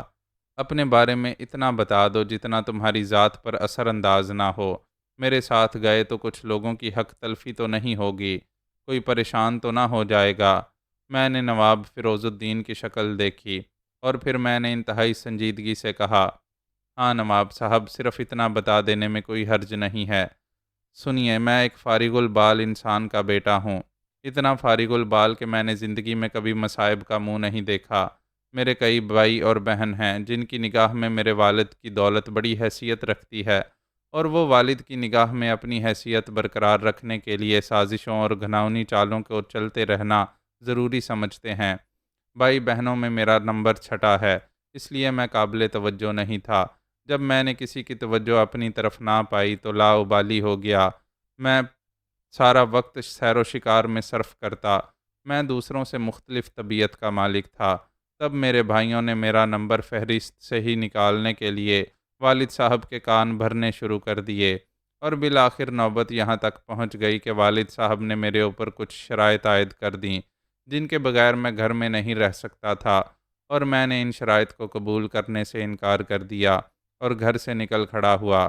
صرف اتنی سی داستان ہے۔ کسی کو میری ضرورت نہیں ہے، کسی کو میری پرواہ نہیں ہے، اور مجھے بھی آزاد زندگی پسند ہے۔ خوب۔ نواب فیروز الدین دلچسپی سے میری شکل دیکھ رہے تھے۔ خیر میاں، میں تم سے یہ نہیں پوچھوں گا کہ کس گھرانے کے چشم و چراغ ہو، لیکن میرا دعویٰ ہے کہ تمہارا گھرانہ معمولی نہیں ہوگا۔ تاہم ٹھیک ہے، میں مطمئن ہو گیا۔ اب مجھے تم سے کوئی سوال کرنے کی ضرورت نہیں۔ کچھ باتیں اپنے بارے میں بھی بتا دوں؟ ضرور۔ سیاحت کے پروگراموں میں تنہا نہیں ہوں، میرے کچھ اور ساتھی بھی ہیں جو غیر ملکی ہیں۔ ہم لوگ اکثر مہمات میں ساتھ رہے ہیں۔ اس بار ہم نے ایک خاص پروگرام بنایا ہے، چنانچہ ہم اس بار افریقہ کے کچھ دشوار گزار حصوں میں سفر کرنے کا ارادہ رکھتے ہیں۔ باقی تفصیل تمہیں آہستہ آہستہ معلوم ہو جائے گی۔ ٹھیک ہے، میں اصرار نہیں کروں گا۔ میاں یوں تو زندگی بڑی معمولی شے ہے، آپ لاکھ کوشش کر لیں اس کی حفاظت نہیں کر سکتے، لیکن اس کے باوجود انسان الجھنوں سے بچنا پسند کرتا ہے۔ مہم جوئی میں اکثر ناخوشگوار حالات سے سابقہ پڑتا ہے، تمہیں آگاہ کر دینا ضروری ہے۔ آپ مجھے بزدل یا مصیبتوں سے گھبرانے والا نہیں پائیں گے۔ بہت خوب، تو پھر کل اول وقت میں اپنی کچھ تصاویر اتروا دیں، میں پاسپورٹ اور دیگر کاغذات تیار کرا لوں گا، اور آپ روانگی کے لیے تیار رہیں۔ بہت بہت شکریہ نواب صاحب، میں نے شکر گزار انداز میں کہا۔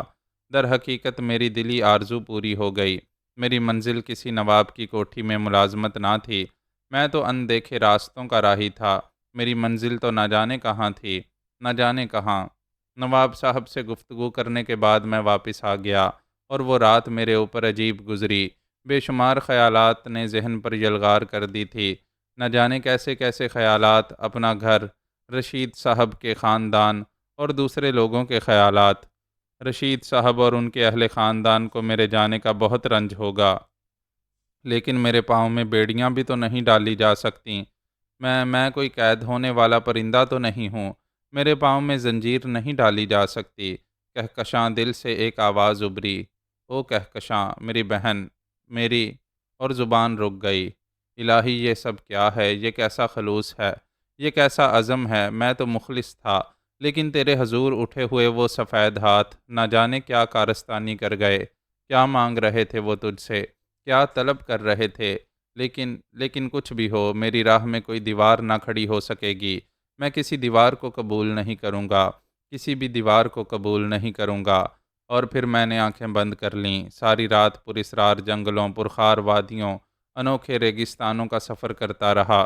صبح کو آنکھ کھلی تو طبیعت بوجھل تھی۔ رشید احمد صاحب نے اس بارے میں سوال کر لیا، کیا بات ہے میاں؟ چہرے پر تقدر کے آثار ہیں۔ کوئی خاص بات نہیں، رات بھر خوابوں میں گرا رہا ہوں، میں نے مسکراتے ہوئے کہا۔ اوہو، کیسے خواب؟ اچھا، میں سمجھ گیا۔ وہ ہنس پڑے۔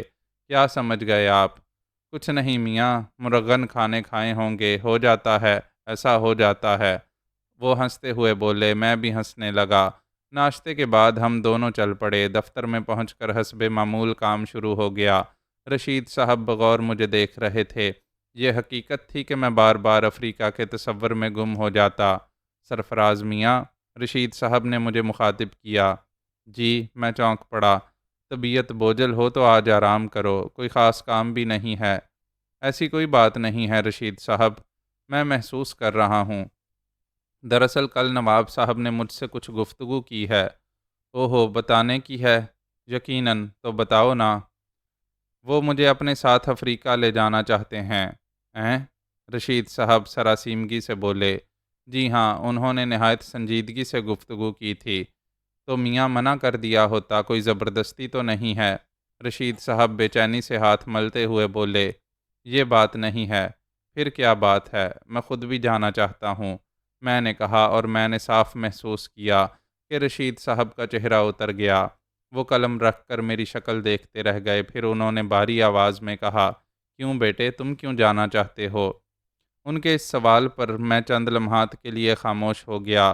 اس مخلص انسان کا دل نہیں توڑنا چاہتا تھا۔ چنانچہ چند لمحات کے سوچ بچار کے بعد میں نے کہا، رشید صاحب، میں بار بار آپ کے خلوص و محبت کا تذکرہ کر کے اسے تماشا بنانا نہیں چاہتا۔ میں جانتا ہوں کہ میں اپنے معاملے میں کسی حد تک انتہا پسند رہا ہوں، لیکن مختصراً یوں سمجھ لیں، میری حیثیت، میری شخصیت کو چیلنج کیا گیا تھا۔ میرے بھائیوں نے مجھے اپنے والد کی نگاہوں میں ناکارہ قرار دلوایا تھا۔ میری حیثیت ان لوگوں پر بوجھ بن گئی تھی، چنانچہ انہوں نے اس بوجھ کو کوڑے میں پھینک دیا۔ میں یہاں چلا آیا رشید صاحب، اور آپ نے اس ناکارہ ڈھیر کو سینے سے لگا لیا۔ آپ کے خلوص کی کوئی قیمت نہیں ادا کی جا سکتی، لیکن میں ناکارہ ڈھیر نہیں ہوں، میں ایک دن اپنے والد اور اپنے بھائیوں کے سامنے ہیرے کی کان بن کر آنا چاہتا ہوں، اور اس کے لیے رشید صاحب، نواب صاحب کی ملازمت موزوں نہیں ہے۔ میرے ذہن میں پہلے سے ایک منصوبہ تھا۔ میں آہستہ روی کا عادی ہوں۔ قدرت نے مجھے ایک موقع فراہم کر دیا ہے۔ میں قسمت آزمائی کرنا چاہتا ہوں۔ ممکن ہے افریقہ میرے خوابوں کی تعبیر ہو۔ اوہ، رشید صاحب بوجھل آواز میں بولے۔ چند ساتھ گردن جھکائے بیٹھے رہے، پھر ایک جھرجھری سی لے کر مسکرانے لگے۔ ضرور بیٹے ضرور، اگر سوال تمہارے مستقبل کا ہے تو ضرور جاؤ، ہماری محبت ختم تھوڑی ہو جائے گی، ہم تمہارے لیے دعائیں کرتے رہیں گے، ضرور جاؤ، میں تائید کرتا ہوں۔ میں نے رشید صاحب کی مسکراہٹ میں چھپے ہوئے آنسو دیکھ لیے تھے۔ ایک درخواست ہے رشید صاحب۔ ارے کہو میرے بیٹے، ضرور کہو۔ چچی جان اور بچوں سے میری روانگی کے بارے میں کچھ نہ کہیں۔ اوہ کیوں؟ ممکن ہے ان کے آنسو میرے پاؤں کی زنجیر بن جائیں۔ ٹھیک ہے، رشید صاحب مضبوط آواز میں بولے، میں کچھ نہیں کہوں گا۔ شکریہ رشید صاحب، بہت بہت شکریہ، لیکن سنیے، ایک وعدہ کرنا ہوگا۔ حکم دیجئے۔ واپس یہیں آؤ گے؟ رشید صاحب، میری آنکھوں میں نمی آ گئی۔ شاید آپ اسے مبالغہ سمجھیں، مجھے اپنا گھر چھوڑے ہوئے اتنا دکھ نہیں ہوا تھا۔ رشید صاحب، آپ نے مجھے ان سے زیادہ اپنائیت دی ہے جو مجھے دنیا میں لانے کے ذمہ دار ہیں۔ ارے نہیں بیٹے، اس قدر شرمندہ نہ کرو۔ رشید صاحب آنکھوں کی پوریں صاف کرتے ہوئے بولے۔ اس وقت دروازے سے بیگم فیروز الدین کی آواز آئی، رشید بھائی، میں اندر آ جاؤں؟ آئیے آئیے بیگم صاحبہ، تشریف لائیے۔ بیگم صاحبہ اندر آ گئیں۔ میں نے انہیں سلام کیا اور انہوں نے مجھے دعائیں دیں۔ واہ رشید بھائی، اچھے چاچا ہیں آپ بھی، بھتیجی کی سالگرہ کے بارے میں یاد نہیں رہا؟ کیا مطلب؟ رشید صاحب چونک پڑے۔ ذرا بتائیے تو، کون سا مہینہ ہے یہ؟ ارے اوہ توبہ، اوہ بس بس، بخلانے کی ضرورت نہیں ہے، ہمیں بھی یاد نہیں رہا۔ وہ تو اتفاق سے بوا سروری کہنے لگیں کہ چاند کی 12 تاریخ کو ان کی بیٹی کی منگنی ہے، تب خیال آیا۔ مگر بیگم صاحبہ، آج تو 13 تاریخ ہے۔ ہاں، اور صرف ایک ہفتہ درمیان میں ہے، اب کیا ہوگا؟ بس اس ایک ہفتے میں جو کچھ ہونا ہے ہوگا۔ کمال ہے، رشید صاحب بخلاہٹ میں چیزیں الٹنے پلٹنے لگے۔ پریشانی کی بات نہیں ہے، سرفراز میاں آپ کے ساتھ ہیں، انتظام ہو جائے گا، بس ذرا لوگوں تک بلاوے جلدی پہنچنا چاہیے، ورنہ تمہیں شکایت ہوگی۔ ایک ہفتہ بہت ہے رشید صاحب، سارے انتظامات ہو جائیں گے۔ میں نے رشید صاحب کو تسلی دی اور پھر بیگم صاحبہ کئی گھنٹے تک ہمارے ساتھ بیٹھی پروگرام بناتی رہیں۔ انہوں نے تمام کاموں کی فہرست تیار کر دی اور ہم اسی روز سے مصروف ہو گئے۔ روزمرہ کے معمولات جاری رہے، لیکن میں نے رشید صاحب کے چہرے پر نمایاں اداسی دیکھی۔ مجھے افسوس بھی ہوتا تھا، لیکن میں اپنا ارادہ بھی ترک نہیں کر سکتا تھا۔ تصویریں وغیرہ میں نے نواب صاحب کو دے دی تھیں، اور نواب صاحب نے اپنے چند فارموں پر بھی مجھ سے دستخط کرا لیے تھے۔ پھر ایک شام انہوں نے مجھے تنہائی میں بلایا۔ ان کے چہرے پر الجھن عیاں تھی۔ کیا بات ہے نواب صاحب؟ بھائی، ایک بڑی الجھن پڑی ہے۔ کیا؟ بس کیا بتاؤں، یہ کوثر کی بچی۔ بتائیے تو نواب صاحب، نہ جانے کیا سمائی ہے اس کے دماغ میں، بھلا کوئی تک ہے؟ نواب صاحب پریشانی سے بولے، اور میں سوالیہ انداز میں ان کی شکل دیکھتا رہا۔ میرے ساتھ جانے پر ضد کر رہی ہے۔ کہاں؟ میں نے حیرت سے کہا۔ افریقہ۔ اوہ، دراصل میں بھی احمق ہوں، کئی دفعہ اس نے میرے ساتھ چلنے کے لیے کہا، میں ٹالتا رہا۔ پچھلی بار جب میں گیا تو اس نے مجھے قسم کھلوائی تھی کہ اس بار اسے ضرور ساتھ لے جاؤں گا، اور اب اس نے قسم یاد دلائی ہے اور سخت قسم کا مطالبہ کیا ہے۔ بڑی پریشانی ہے بھائی۔ میرے ہونٹوں پر مسکراہٹ پھیل گئی۔ بتاؤ بتاؤ، کوئی ترکیب بتاؤ۔ لے چلیے نواب صاحب۔ نہیں سمجھتے، بالکل نہیں سمجھتے۔ اس بار ہم جہاں جا رہے ہیں وہ مہم بہت سخت ہے، انتہائی خطرناک، بہت برے حالات پیش آ سکتے ہیں، بڑا خطرہ ہے۔ تب پھر ایک اور ترکیب میرے ذہن میں ہے۔ کیا؟ جلدی بتاؤ، جلدی بتاؤ۔ ان سے فرما دیں کہ میں بھی ساتھ جا رہا ہوں۔ وہ مجھ سے اس قدر نفرت کرتی ہیں کہ پھر ارادہ ترک کر دیں گی۔ آپ کہہ دیں کہ اس بار یہ مصیبت گلے پڑ گئی ہے، آئندہ آپ انہیں ضرور لے جائیں گے۔ ارے خدا کی پناہ، کیا الٹی ترکیب بتائی ہے!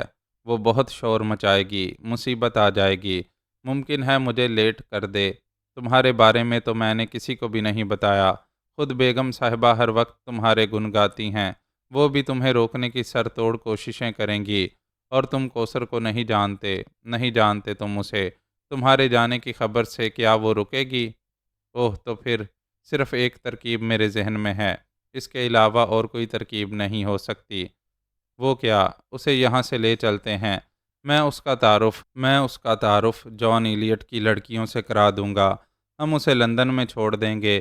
جان ایلیٹ کی لڑکیاں بے حد خوش اخلاق ہیں، وہ اسے ضرور راضی کر لیں گی، چنانچہ وہ لندن، پیرس اور ان کے نواح کی سیر میں بہل جائے گی، اور ہم افریقہ نکل چلیں گے۔ اس کے ساتھ ہی ہم جان ایلٹ کے گھر والوں کو ہدایت کر دیں گے کہ جب وہ گھر واپس جانا چاہے تو اسے بھجوا دیا جائے۔ مناسب ترکیب ہے، میں نے گردن ہلا دی۔ کوثر کی سالگرہ کا دن آ گیا۔ ہم نے تمام انتظامات خوش اسلوبی سے کر لیے تھے، کوئی کسر نہیں رہ گئی تھی، اور ان عمدہ انتظامات پر بیگم فیروز الدین بہت مطمئن اور خوش تھیں۔ میں نے بھی ایک نفیس ترین سوٹ سلوایا تھا، لباس میرے لیے اجنبی نہیں تھے۔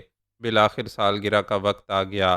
کوثر یوں بھی حسین تھی، لیکن اس وقت دلہن کے جوڑے میں تو بے حد حسین لگ رہی تھی۔ بدقسمت دلارے بھائی بھی تشریف لائے تھے اور خوب سج دھج کر آئے تھے۔ کوثر کے لیے تحفہ بھی لائے تھے، لیکن انہوں نے شاید مجھے پہچانا نہیں تھا۔ ایک بار میری طرف دیکھا، شاید کچھ احساس ہوا تھا، لیکن بہرحال یقین نہیں ہو سکا۔ کوثر نے کیک کاٹا اور تالیاں بجانے لگی، تحائف پیش کیے جانے لگے۔ میں نے بھی ایک بیش قیمت ہار پیش کیا۔ کوثر نے مجھے دیکھا، ایک لمحے کے لیے اس کے ہاتھ رکے، اور پھر اس نے تحفہ قبول کر لیا، لیکن اس کی ساتھی لڑکیاں حیرت سے مجھے دیکھ رہی تھیں۔ یہ وہ لڑکیاں تھیں جو پکنک پر ساتھ تھیں، اور جنہوں نے مجھے ڈرائیور کے حلیے میں دیکھا تھا۔ کچھ لڑکیوں نے میرے بارے میں خسر پھسر کی۔ بہرحال کوثر نے اس وقت بھی مجھے لفٹ نہیں دی۔ لطف دلارے بھائی کے تحفے پر آیا تھا۔ انہوں نے ایک خوبصورت تاج محل کوثر کو پیش کیا۔ کوثر نے حسب معمول ناک چڑھا لی تھی۔ میں اس وقت زیادہ دور نہ تھا۔ یہ میرے ارمانوں کا تاج محل ہے، قسم اللہ کی، دلارے بھائی نے درد بھرے انداز میں کہا۔ کیا مطلب؟ کوثر زہریلے انداز میں بولی۔ مطلب کچھ نہیں۔ دیکھوں کیسا ہے یہ تاج محل، کوثر نے کہا، اور دلارے بھائی نے جلدی سے تحفوں کے میز سے سنگ مرمر کا تاج محل اٹھا کر کوثر کے سامنے کر دیا۔ دوسرے لمحے کوثر نے اسے ہاتھوں سے چھوڑ دیا۔ اف، بہت بھاری ہے یہ تو۔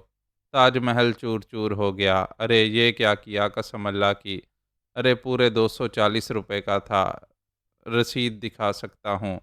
شادو، کوثر نے شادو کو آواز دی۔ جی کوثر بی بی، دیکھو فرش گندا ہو گیا ہے، ان ٹکڑوں کو چن کر باہر پھینک دو، کوثر نے حکم دیا اور آگے بڑھ گئی۔ میں دل ہی دل میں مسکرا رہا تھا، کہاں سر پھوڑنے چلا ہے یہ احمق بھی، بڑی سنگ دل لڑکی ہے۔ کوثر آگے بڑھ گئی، میں بھی دوسرے امور میں مصروف ہو گیا۔ اس وقت میں چند مہمانوں سے گفتگو کر رہا تھا کہ دو لڑکیاں میرے پاس آ گئیں۔ مجھے ان کے نام یاد تھے، ایک کا نام جبیں، دوسری کا رخسانہ تھا۔ سنیے، ان میں سے ایک نے مجھے مخاطب کیا۔ جی فرمائیے، میں ان کے قریب پہنچ گیا۔ ہم نے آپ کو کہیں دیکھا ہے، رخسانہ بولی۔ جی رخسانہ خاتون، اس دن پکنک پر۔ اوہ، تو آپ کوثر بی بی کا ڈرائیور ہوں؟ مذاق کر رہے ہیں آپ؟ کیوں؟ آپ ڈرائیور نہیں ہو سکتے، پھر کیا ہو سکتا ہوں؟ میں بتاؤں؟ جبیں بولی۔ فرمائیے۔ کوثر کے منگیتر۔ اوہ، ویسے منگیتر اور ڈرائیور میں زیادہ فرق نہیں ہوتا، لیکن میں صرف ڈرائیور ہوں، آپ چاہیں تو کوثر سے تصدیق کر سکتی ہیں۔ ہم نے ایسا ڈرائیور پہلے کبھی نہیں دیکھا، بڑے آدمیوں کے ڈرائیور ایسے ہی ہوتے ہیں۔ کیا تنخواہ ہے آپ کی؟ جبیں بولی۔ وہ مجھے عجیب سی نگاہوں سے دیکھ رہی تھی۔ روٹی کپڑا اور مکان، بس؟ ہاں، تو پھر آپ یہ نوکری چھوڑ دیں۔ کیوں؟ آپ ہمارے یہاں آ جائیں۔ جبیں کافی بے باک لڑکی معلوم ہوتی تھی۔ اوہ، کیا عنایت کریں گی آپ مجھے؟ میں نے خوش دلی سے کہا۔ ان تمام چیزوں کے ساتھ محبت بھی، جبیں کی بجائے رخسانہ بول اٹھی، اور جبیں کا چہرہ سرخ ہو گیا، لیکن اس نے تردید نہیں کی تھی۔ شکریہ، میں اپنے بزرگوں سے مشورہ کر کے جواب دوں گا، میں نے کہا اور آگے بڑھ گیا۔ نواب صاحب مجھے بلا رہے تھے، میں ان کے پاس پہنچ گیا۔ رانا فاروق ابھی آئے تھے، انہوں نے بڑی گرم جوشی سے مجھ سے مصافحہ کیا۔ بہرحال تھوڑی دیر کے بعد ان سے فارغ ہوا تو نگاہ ایک طرف اٹھ گئی۔ کوثر کافی جھلائی ہوئی تھی، بہت سی لڑکیاں اسے گھیرے میں لیے ہوئے تھیں اور بار بار میری طرف اشارے کر رہی تھیں۔ میں سمجھ گیا کہ گفتگو کا موضوع میں ہی ہوں، لیکن ابھی میں غور ہی کر رہا تھا کہ عقب سے دلارے بھائی کی آواز سنائی دی، بھائی صاحب، ابے او بھائی صاحب۔ اوہ دلارے بھائی، میں نے مسکراتے ہوئے کہا۔ وہی ہو ابے، کیا بات ہے پیارے، قسم اللہ کی بڑے ٹھاٹھ ہو رہے ہیں۔ دلارے بھائی مسکراتے ہوئے بولے، بس آپ لوگوں کی دعائیں ہیں دلارے بھائی۔ یہ سوٹ کہاں سے آیا؟ کوثر بی بی نے بنوا کر دیا ہے۔ کچھ دال میں کالا ہے کیا؟ کیا مطلب دلارے بھائی؟ میاں خوبصورت آدمی ہو، مر تو نہیں گئی تمہارے اوپر؟ کیسی باتیں کرتے ہیں دلارے بھائی، میری مالکن ہیں، بڑی سخت لونڈیا ہے یار۔ آپ کی کہانی کہاں تک پہنچی دلارے بھائی؟ میں نے کہا، ابے جانے دے یار، اپنے بس کی نہیں ہے، تحفہ بھی توڑ دیا، 240 روپے کا نقصان کر دیا۔ دراصل آپ کو عشق کرنا ہی نہیں آتا۔ اب تو سیدھا کام کریں گے پیارے۔ وہ کیا؟ میں پیغام بھجوا رہا ہوں، پھر دیکھتا ہوں۔ ٹھیک ہے، عمدہ پروگرام ہے، تو کب تک پیغام بھجوا رہے ہیں؟ میں نے پوچھا۔ بہت جلد، گھر والوں کو بلایا ہے۔ مبارک ہو، جلدی کریں، میں نے کہا، اور دلارے بھائی گردن ہلانے لگے۔ میں پھر مصروف ہو گیا۔ بہرحال گوں نہ گوں دلچسپیوں کے بعد یہ محفل ختم ہو گئی۔ بعد میں بھی بہت سے کام تھے جن میں الجھا رہا۔ کوثر کی چند سہیلیاں رک گئی تھیں، جن میں ناہید بھی تھی۔ رات کے تقریباً 11:30 جب شادو میرے پاس آیا، صاحب، کوثر بی بی بلاتی ہیں۔ مجھے؟ میں اچھل پڑا۔ ہاں، کہاں ہیں؟ پچھلے باغ میں، اپنی سہیلیوں کے ساتھ۔ او اچھا، آتا ہوں۔ کام تقریباً ختم ہو گیا تھا۔ میں پچھلے باغ کی طرف چل پڑا، لیکن خود کو ڈانٹ پھٹکار کے لیے تیار کر لیا تھا۔ میں نے اس غول بیابانی کو دیکھا جو حوض کے کنارے گھاس پر بیٹھا تھا۔ درمیان میں کوثر تھی۔ لڑکیاں کسی بات پر ہنس رہی تھیں، مجھے دیکھ کر خاموش ہو گئیں۔ آپ نے مجھے بلایا تھا کوثر بی بی؟ میں نے سنجیدگی سے کہا۔ ہاں، کوثر نے تمکنت سے کہا۔ فرمائیے، اپنی اوقات پہچانتے ہو؟ جی ہاں، میں نے گہری سانس لی۔ جانتے ہو اوقات سے بڑھنا اچھا نہیں ہوتا کوثر، جبیں نے احتجاجی انداز میں کہا۔ براہ کرم خاموش رہو جبیں، کوثر نے سخت لہجے میں کہا۔ جی ہاں، جانتا ہوں۔ پھر مجھے قیمتی ہار پیش کرنے کی کیا ضرورت تھی؟ مجبوری تھی کوثر بی بی، میں نے آہستہ سے کہا۔ کیا مجبوری تھی؟ میں تو کچھ نہیں دینا چاہتا تھا، فضول پیسے ضائع کرنا اچھی بات تو نہیں، لیکن نواب صاحب نے مجبور کر دیا۔ یہ ہار وہ خود ہی خرید کر لائے تھے، کہنے لگے اپنی طرف سے دے دو۔ دو ایک لڑکیوں کی ہنسی نکل گئی۔ کوثر آگ بگولا ہو گئی تھی۔ ابو سے بھی سمجھ لوں گی۔ لو، اسے رکھ لو۔ کوثر نے ہار اٹھا کر میرے سامنے پھینک دیا۔ میں کیا کروں گا کوثر بی بی؟ نواب صاحب کو واپس کر دیں۔ تم خود کرو گے واپس، سمجھے؟ بہتر۔ میں نے ہار اٹھا لیا۔ جاؤں؟ دلارے تم سے کیا باتیں کر رہا تھا؟ آپ کے بارے میں۔ کیا کہہ رہا تھا؟ رو رہا تھا کہ آپ نے اس کی محبت کا تاج محل مسمار کر دیا۔ دیکھا تم نے؟ کوثر ناہید کی طرف پلٹی۔ آپ فکر نہ کریں، میں نے اسے نیکی پر چلنے کی ہدایت کی ہے۔ میں نے کہا ہے کہ شریف لڑکیوں کے ساتھ ایسے نہیں پیش آتے، وہ رسوا ہو جاتی ہیں۔ میں نے اسے ایک اور ترکیب بتا دی ہے۔ ترکیب؟ کیا مطلب؟ کوثر چونک پڑی۔ میں نے اس سے کہہ دیا ہے کہ وہ باقاعدہ آپ کے لیے پیغام بھجوا دے، یہی شریفانہ طریقہ ہے۔ میں نے کہا، اور کوثر آپے سے باہر ہو گئی۔ تم نے یہ کہا ہے اس سے؟ ہاں کوثر بی بی، مجھے بھی آپ کے ہاتھ پیلے کرنے کی فکر ہے۔ نواب صاحب بھی اکثر اس بارے میں سوچتے ہیں۔ میں کہتی ہوں تم یہ کوٹھی چھوڑ دو۔ میں کہتی ہوں کوثر کھڑی ہو گئی۔ ارے کوثر، لڑکیاں بھی گھبرا کر کھڑی ہو گئیں۔ اسی وقت دور سے نور جہاں آتی ہوئی نظر آئی۔ ڈلائیور بھیا، نواب صاحب بلاتے ہیں۔ جاؤں کوثر بی بی؟ میں نے پوچھا۔ چلے جاؤ ورنہ اچھا نہیں ہوگا۔ کوثر مکہ بنا کر دھاڑی۔ نور جہاں؟ میں نے نور جہاں کو آواز دی۔ جی ڈلائیور بھیا۔ نور جہاں سہمی سی میرے پاس آ گئی۔ میں نے مٹھی میں دبا ہوا ہار نکالا اور اسے ہاتھوں سے نور جہاں کی گردن میں پہناتے ہوئے کہا، یہ ہار تمہیں کوثر بی بی نے انعام دیا ہے، سلام کرو کوثر بی بی کو۔ سلام بی بی۔ نور جہاں کی آنکھیں خوشی سے چمک اٹھیں۔ کوثر کے منہ سے مارے غصے کے بات بھی نہ نکل سکی تھی۔ آؤ نور جہاں، میں اس کا ہاتھ پکڑ کر واپس مڑ گیا۔ لڑکیاں خاموش کھڑی تھیں۔ ہائے بھیا، کیسا خوبصورت ہار ہے، بڑی رحم دل ہیں ہماری کوثر بی بی۔ ہاں نور جہاں، فرشتی ہیں، بالکل فرشتی، میں نے کہا، اور پھر مجھے زور کی ہنسی آئی۔ میں نواب صاحب کی طرف چل پڑا۔ نواب صاحب نے ان انتظامات اور میری محنت پر میرا شکریہ ادا کیا۔ رشید صاحب بھی موجود تھے۔ پھر انہوں نے بتایا کہ انہوں نے رشید صاحب سے میرے لیے جانے کی اجازت لے لی ہے، کل انتظامات کرنے ہیں، پھر ایک ہفتے کے اندر اندر روانہ ہو جائیں گے۔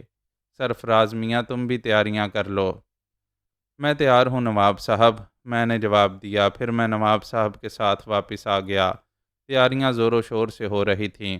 رشید صاحب کی اداسی دیکھ کر دل کڑتا تھا، لیکن ظاہر ہے ایک دن تو ان سے جدا ہونا ہی تھا، اور پھر جس دن روانگی طے ہو گئی، اس سے ایک رات پہلے رشید احمد صاحب نے بالآخر گھر میں تذکرہ کر دیا۔ ہائیں، بیگم رشید منہ پھاڑ کر رہ گئیں۔ مگر نواب صاحب تیاریاں مکمل کر چکے ہیں، تو یہ منع کیوں نہیں کر دیتے؟ بیگم صاحبہ ہول کر بولیں۔ ہمیں انہیں نہیں روکنا چاہیے بیگم، یہ ان کے مستقبل کا سوال ہے، رشید صاحب نے نشیب و فراز سمجھائے، اور بیگم صاحبہ رونے لگیں۔ بری بات ہے فرزانہ، بچے کے مستقبل کا سوال ہے، اسے دعائیں دو، خدا تمہیں اپنے مقصد میں کامیاب کرے بیٹا۔ اور پھر وہی ہوا جس کا خدشہ تھا۔ بچیوں کو معلوم ہوا تو سب کی سب بلک پڑیں۔ نہیں نہیں، میں تمہیں نہیں جانے دوں گی بھائی جان، افشاں مجھ سے چمٹ گئی تھی۔ میں واپس آؤں گا بیٹے، اور پھر کہیں نہیں جاؤں گا تمہارے پاس سے۔ کہکشاں سکتے کی سی کیفیت میں تھی۔ میں اس کے پاس پہنچ گیا۔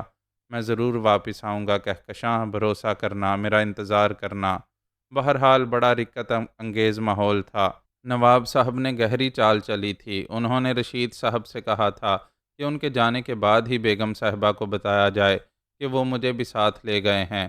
اس طرح کوثر بی بی کو بھی کچھ خبر نہیں تھی۔ وہ جانے کی خوشی میں پھولی نہیں سما رہی تھیں۔ گھر سے بڑی خاموشی سے روانگی ہوئی۔ رشید صاحب اس طرح کھڑے رہ گئے جیسے دل ہاتھوں سے نکل گیا ہو۔ مجھے ان کی غمزدہ صورت دیکھ کر دلی رنج ہوا۔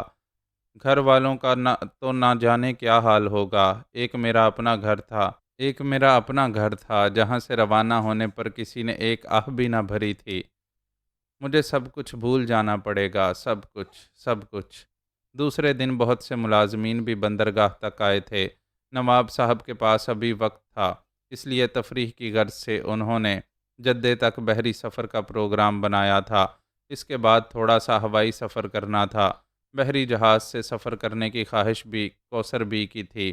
بہرحال جس طرح دوسرے ملازمین ہمیں بندرگاہ تک پہنچانے آئے تھے، اسی طرح کوثر میرے بارے میں بھی سوچ رہی تھی۔ لیکن جب دوسرے ملازم ڈیک پر رہ گئے اور میں جہاز پر آ گیا تو کوثر نے مجھے حیرت سے دیکھا، اور پھر نواب صاحب کو، لیکن نواب صاحب نے جان بوجھ کر رخ دوسری طرف پھیر لیا۔ البتہ کوثر خاموش ہو گئی۔ اس نے اس بارے میں کوئی سوال نہیں کیا۔ جہاز کے عملے کے ایک آدمی نے ہمیں فرسٹ کلاس کے 2 کیبنوں تک پہنچا دیا، جہاں ایک اور ملازم نے ہمیں ریسیو کیا۔ ہمارا سامان 2 کیبنوں میں سجا دیا گیا۔ دونوں کیبن ڈبل تھے، ایک میرے لیے مخصوص تھا اور دوسرا نواب صاحب اور کوثر کے لیے۔ معزز ناظرین و سامعین، لائک، کمنٹس اور شیئر ضرور کریں، شکریہ۔